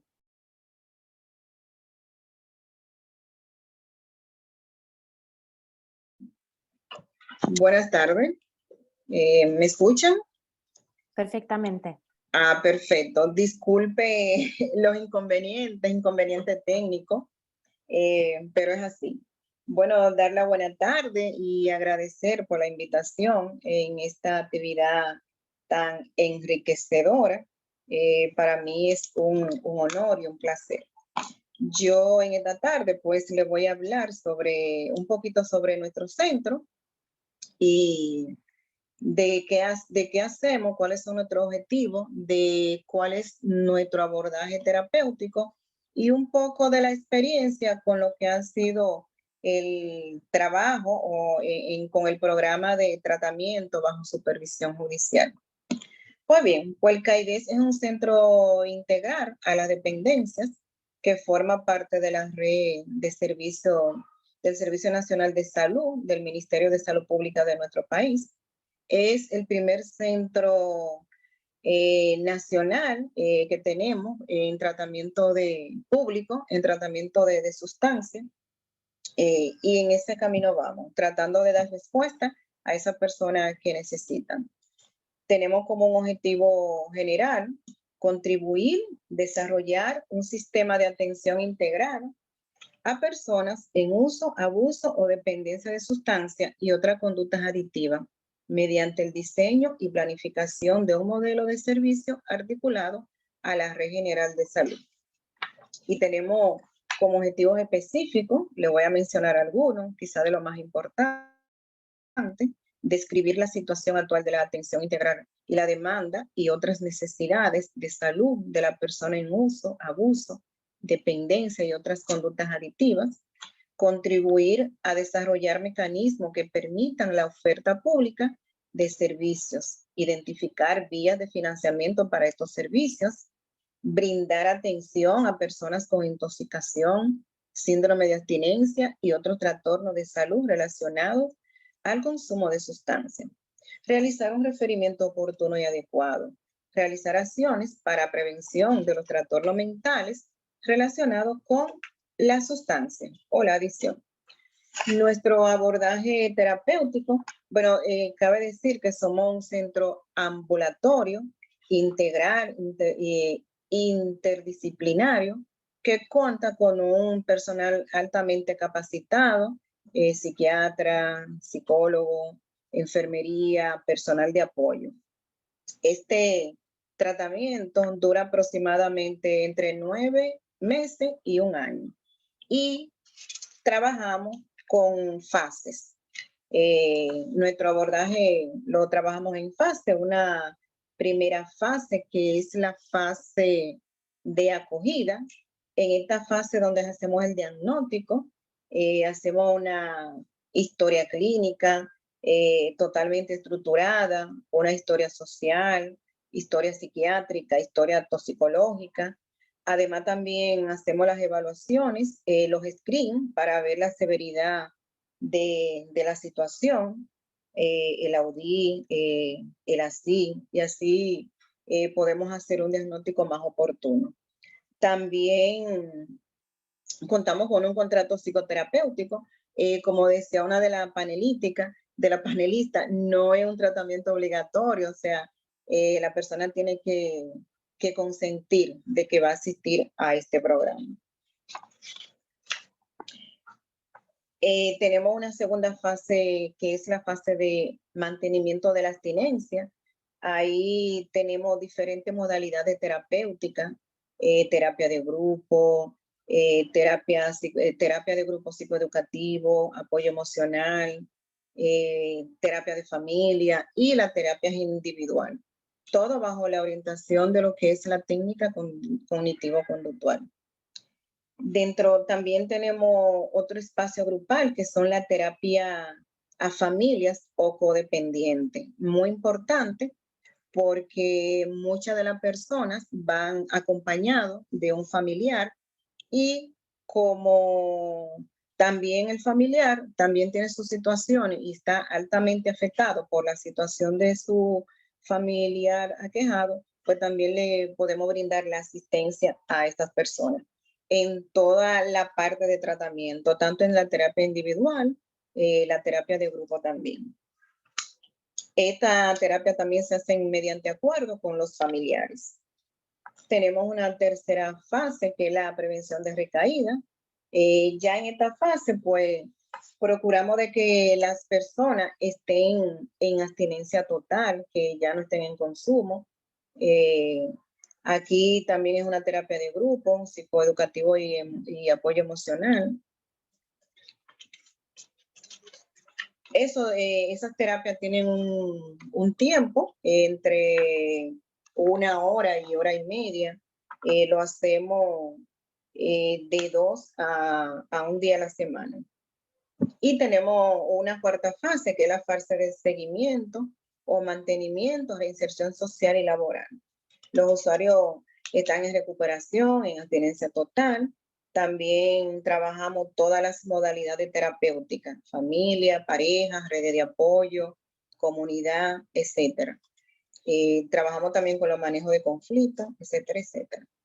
Tenemos algunos criterios de inclusión, como personas consumidoras de sustancias psicoactivas mayores de 18 años, porque nuestra población es adulta, a mayores de 18 años en adelante, y que tengan alguna conducta adictiva o que sean dependientes de sustancias, con un diagnóstico de dependencia a sustancia conforme a lo establecido bajo los criterios del DSM-5 y el CIED. Y personas que estén interesadas y dispuestas en abandonar el consumo de sustancias y o reducir sus conductas de riesgo. Aquellas personas que hayan completado satisfactoriamente la evaluación inicial, que estén de acuerdo totalmente con el contrato establecido. Con relación al tratamiento bajo supervisión judicial, pues en la República Dominicana, el TSJ fue desarrollado como una alternativa a la justicia penal ordinaria para personas que cometieron un delito relacionado con el consumo de droga, con el objetivo principal de apoyar en su rehabilitación y reintegración a la comunidad. El propósito es reducir la actividad delictiva relacionada con el consumo problemático o dependencia de sustancias psicoactivas, así como para disminuir la reincidencia, generando el descongestionamiento del sistema de justicia. En ese sentido, pues nosotros en apoyo de la parte judicial de nuestro país, pues nos fuimos en el viaje de un plan piloto que se había desarrollado, que se está desarrollando en nuestro país. En ese plan piloto, con personas con algún conflicto con la ley relacionado con consumo de sustancias, pues hemos visto unos 35 usuarios, de los cuales el 40% ha sido constante en su tratamiento. O sea, esta persona... Recuerdo que tiene 2 minutos para finalizar su intervención, por favor. Muchas gracias. Perfecto, gracias. Entonces le decía que el 40% ha sido constante en su tratamiento, el 90% corresponde al sexo masculino y el 10% restante femenino. El 85% de los usuarios han sido detenidos por una relación directa del consumo con la sustancia. Cabe señalar que esa persona, aunque muchos permanecieron durante el tratamiento mientras tenían su medida de coerción, pues ya quitada esta medida, pues muchos se han alejado del programa sin una de alta y otros han permanecido. O sea, han hecho conciencia de que tienen una situación y que deben de trabajar. Esa es hasta ahí llegado. Muchas gracias. Muchísimas gracias, Ana Cecilia, para su intervención. A continuación voy a cambiar al inglés. Thank you so much. I'm gonna shift to English to... I'm sorry, my microphone is off. I'm gonna switch to English so that we can continue with the discussion segment number 2. And we will have now Diane Chase, which is case manager for the Drug Treatment Court, the Supreme Court of Judicature of Guyana.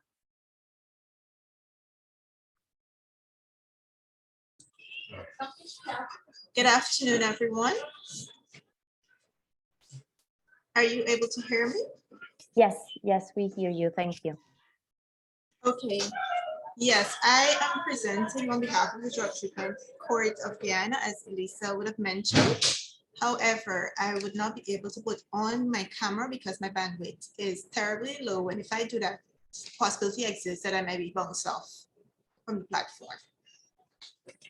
All right, so I was tasked with speaking. Yes, I was tasked with speaking about some of the challenges as it relates to reintegration. Sorry.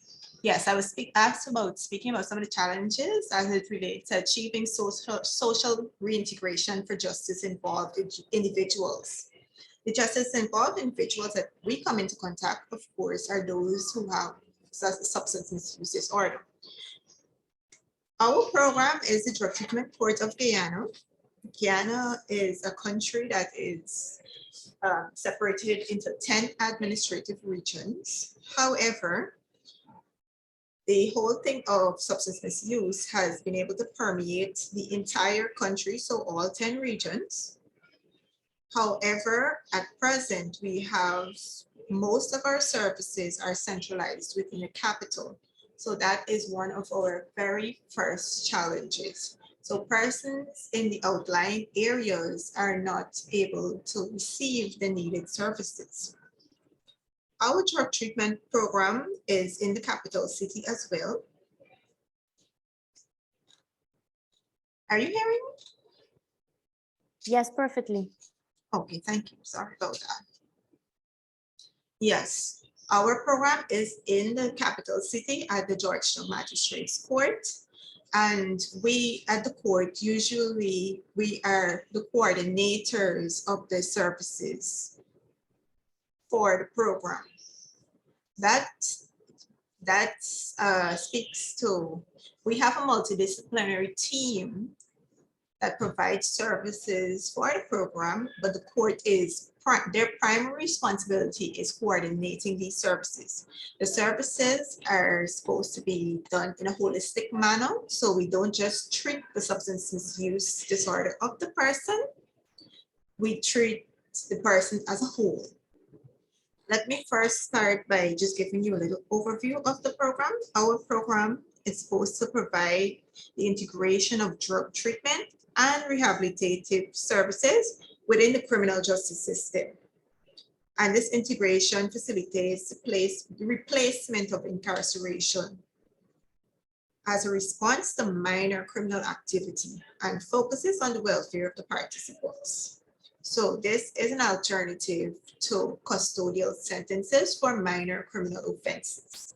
I must also note that our program does not, we do not accept persons in the program who have severe psychological disorders. That is beyond our scope. We would usually refer them to one of our psychiatric clinics or hospitals. However, those as well are centralized. So that is a challenge for us locally. In terms of another major challenge, we have found that crime is inextricably linked with substance misuse in our country. And that's simply because if you are to possess or to use any illicit drugs, that would automatically be a criminal offense.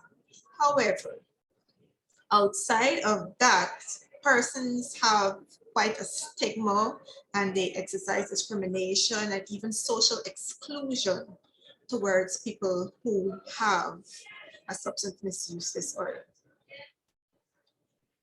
Locally, substance misuse is not treated as a public health issue, although it is seen internationally as a non-communicable disease. It is just treated as something that is, what should I say? It's criminal. And as such, people have the mindset that if this is something criminal, then you should punish it, deal with it in a punitive way in terms of just administering punishment. So our court is actually providing a non-traditional service, which is the holistic reintegration of the person. So the person, as I said earlier, does not do a custodial sentence. We seek to rehabilitate the person and create the atmosphere for sustained rehabilitation through our multidisciplinary teams. This team comprises of a magistrate, the case manager, which would have, this person would have a social work background, a psychologist, psychiatrist, probation officer, police officer. And in some cases, a peer support officer, which would be somebody who is also in recovery. One of the major issues we face is that at a macro level, greater priority is not given towards sensitization efforts as the priority that is given to the other non-communicable diseases. This is just seen as a criminal offense, and there is no, what should I say, political will or buy-in in terms of sensitizing the public of the causes of it and probably how we should treat persons who have this issue. Dayan, you have 2 minutes to wrap up your intervention. Sure. The next one, as I spoke about, had to do with the centralization of services.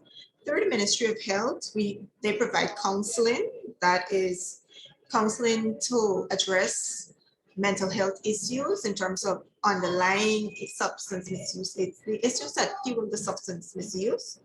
However, those services are on the coast. We also have the Ministry of Human Services, where we have the participants receive financial assistance. Sometimes if they need rent or the payment of rent, food hampers and that sort of thing, but all of it is centralized. There's Manpower Recruitment Agency, which helps to provide linkages to jobs and livelihood opportunities. However, a lot of the times these persons, as I heard in other presentations, they dropped out of school at an early age and there is a lack of literacy. So some of the jobs, most of the jobs that are provided by this agency, they require some amount of literacy or some amount of training when these persons do not have SAME. And those are some of my major challenges in achieving social reintegration for the persons in our program. Thank you, and over. Thank you so much, Dayan. I'm gonna continue with the program and present Dr. Cassian Nyandindi, Commissioner for Prevention and Treatment of the Drug Control and Enforcement Authority, United Republic of Tanzania. You are very welcome. Dr. Nyandindi, you have the floor. Thank you very much. And as you said, my name is Dr. Cassian Nyandindi, the Assistant Commissioner from Tanzania Drug Control and Enforcement Authority. And as per discussion, I'll share with you some challenges of socio-occupational integration of justice involved in individuals with substance use disorders. I'll try to look at the context of socio-occupational integration of justice for people with substance use disorders in African context, but also I'll try to explain to you what is also happening in my country. We have had the aids of drug enforcement authorities, the HONLEA in Africa. We had it in Nairobi like a week ago. And this is one of the issues which was discussed over there. And there were quite a number of barriers which contributed to impairment of socio-occupational integration for people with substance use disorders. One of the key issues was unsynchronized drug policy, drug law, as well as law enforcement practices in order to effectively address drug demand reduction, as well as matters pertaining to integration of justice involved with individuals with substance use disorders. You could see in many countries, the laws are not synchronized. On one hand, they're talking about matters of harm reduction, but at the same time, the laws are still punitive to individuals with substance use disorders, especially when they commit minor offenses. So this is one of the very common challenges, especially in African context. And there is a need for government, civil society, as well as private sectors to be encouraged to synchronize the drug policies, the drug law, as well as law enforcement practices in order to think about individuals' drug use disorders. The other thing, the second point, is lack of alternative to conviction and punishment for minor drug-related offenses to individuals with substance use disorders. In a lot of African settings, in many countries, including my country, Tanzania, we lack alternative to conviction and punishment for minor drug-related offenses, especially for individuals with substance use disorders. And by doing that, they fail to access different integration programs in order to recover from their drug problem. And therefore, it is encouraged, like government, again, and civil societies, as well as private sectors, consider about alternative to conviction for individuals with drug use disorders. The third point is lack of sustainable, innovative measures.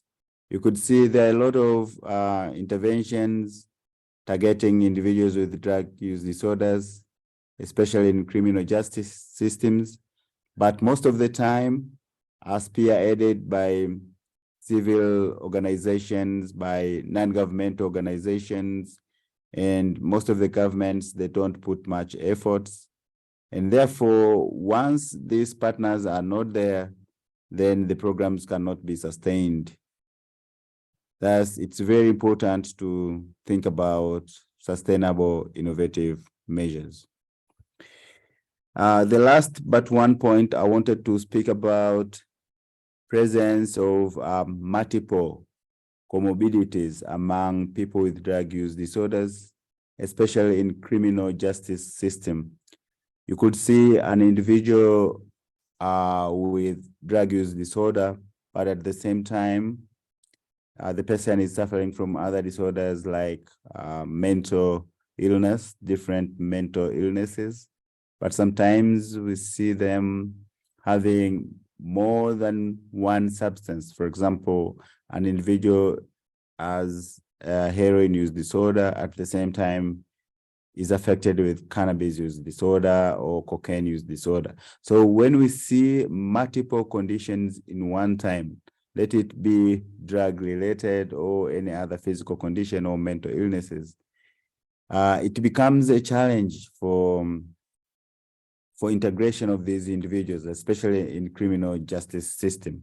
And therefore, countries are encouraged to assess extensively the situation of these clients or the situation of these individuals with substance use disorders, so that when they come up with a solution, they know exactly how to help them. The issue of stigma and discrimination also among people with drug use disorder is also a bottleneck in terms of how social integration can be attained in criminal justice system.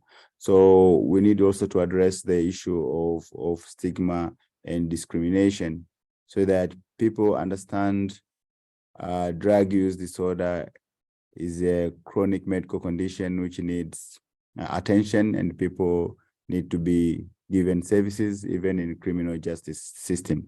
So once stigma and discrimination is well addressed, social integration can also be easily attained. And finally, we have the issue of illiteracy, like public illiteracy. A lot of people are not aware about the drug use disorder as it is. They don't understand it as a chronic medical condition, and therefore they also don't see the importance of integrating it within the criminal justice system in order to help individuals with substance use disorders to attain medical services or access to other care and treatment programs.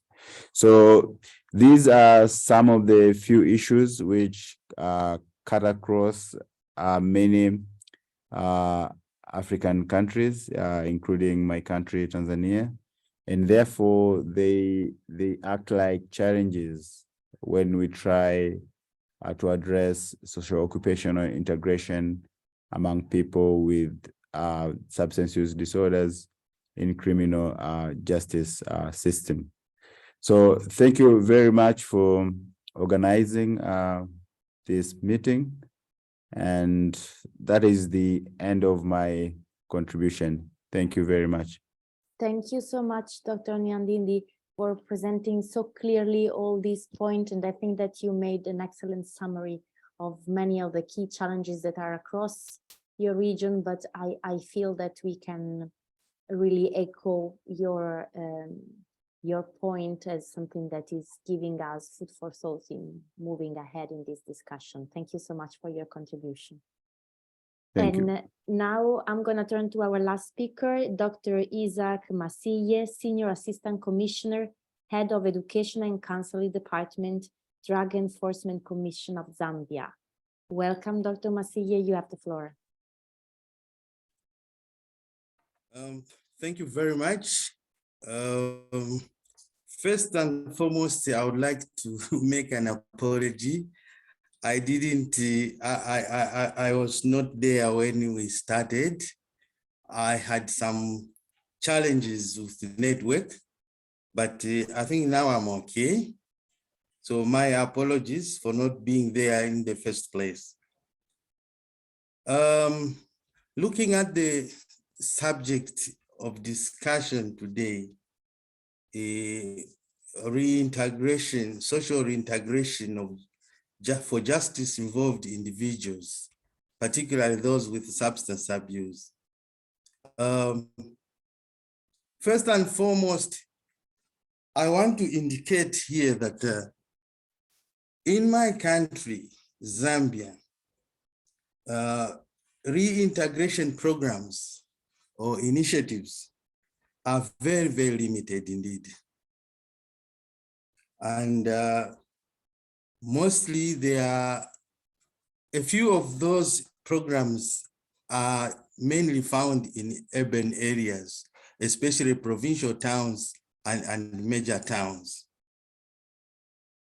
But we in Zambia, we have one single program which is still being piloted, which is known as a diversion program.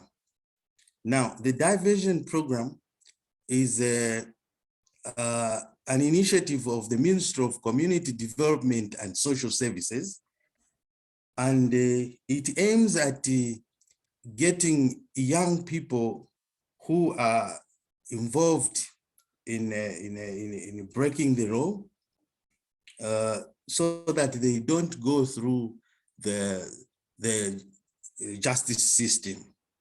Okay, these are children below 18 years.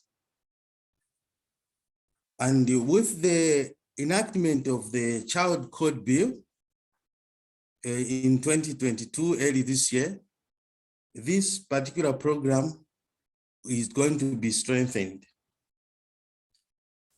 But there are few challenges that we are facing in terms of reintegration of young people. One of them is the stigmatization. Dr.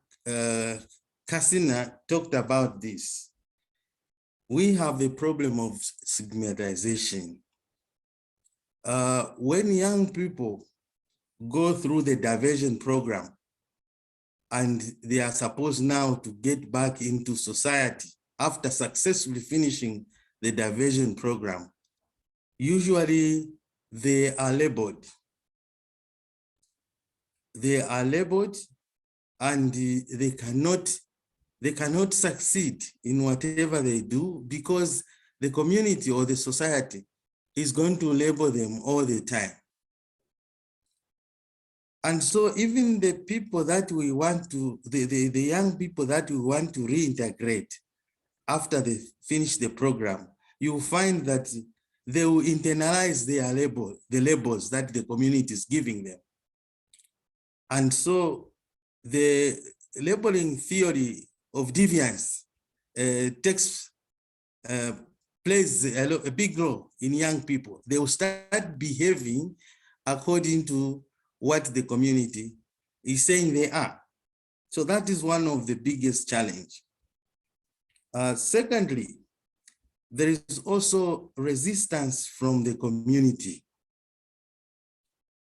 When these young people go through the diversion program, which is basically the counseling program, and they need to get back to the community, a lot of people will resist whatever positives that they are going to make. I've got one example where school head teachers, once they send children, school children for the diversion program, they would not want those children to come back to the school. For them, that is like a punishment. They don't want them to come back to the same school because they think that they are going to pollute the others. And so if people in authority, like head teachers, have that behavior, then we have a big challenge in terms of reintegration. The other point that I have is lack of skill-based training programs. As you might be aware, most of our young people, they have got very limited education opportunities.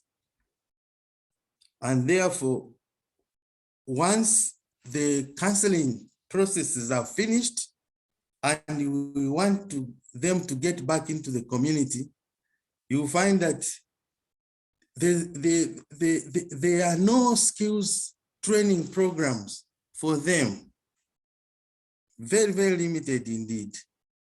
And so this also thwarts the efforts of reintegration.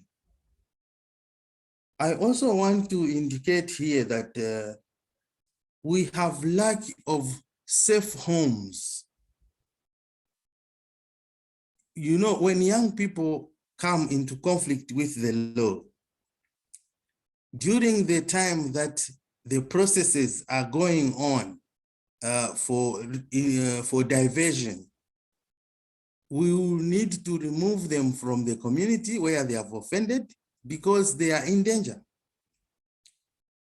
And when we do that, we have nowhere where we can take them because the community, in the communities, we don't have what we call safe homes. So this is one of the challenges that we are facing in Zambia. Again, there is lack of robust labor market. People who use drugs, once they have come out of their situation, we have a challenge of employment in this country. And as long as there are limited employment opportunities, then you find that the persons who are healing, they will usually get back to their old behaviors.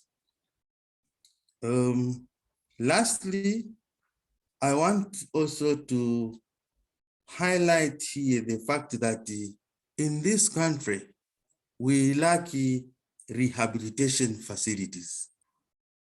Right now, in Zambia, we have no national rehabilitation center.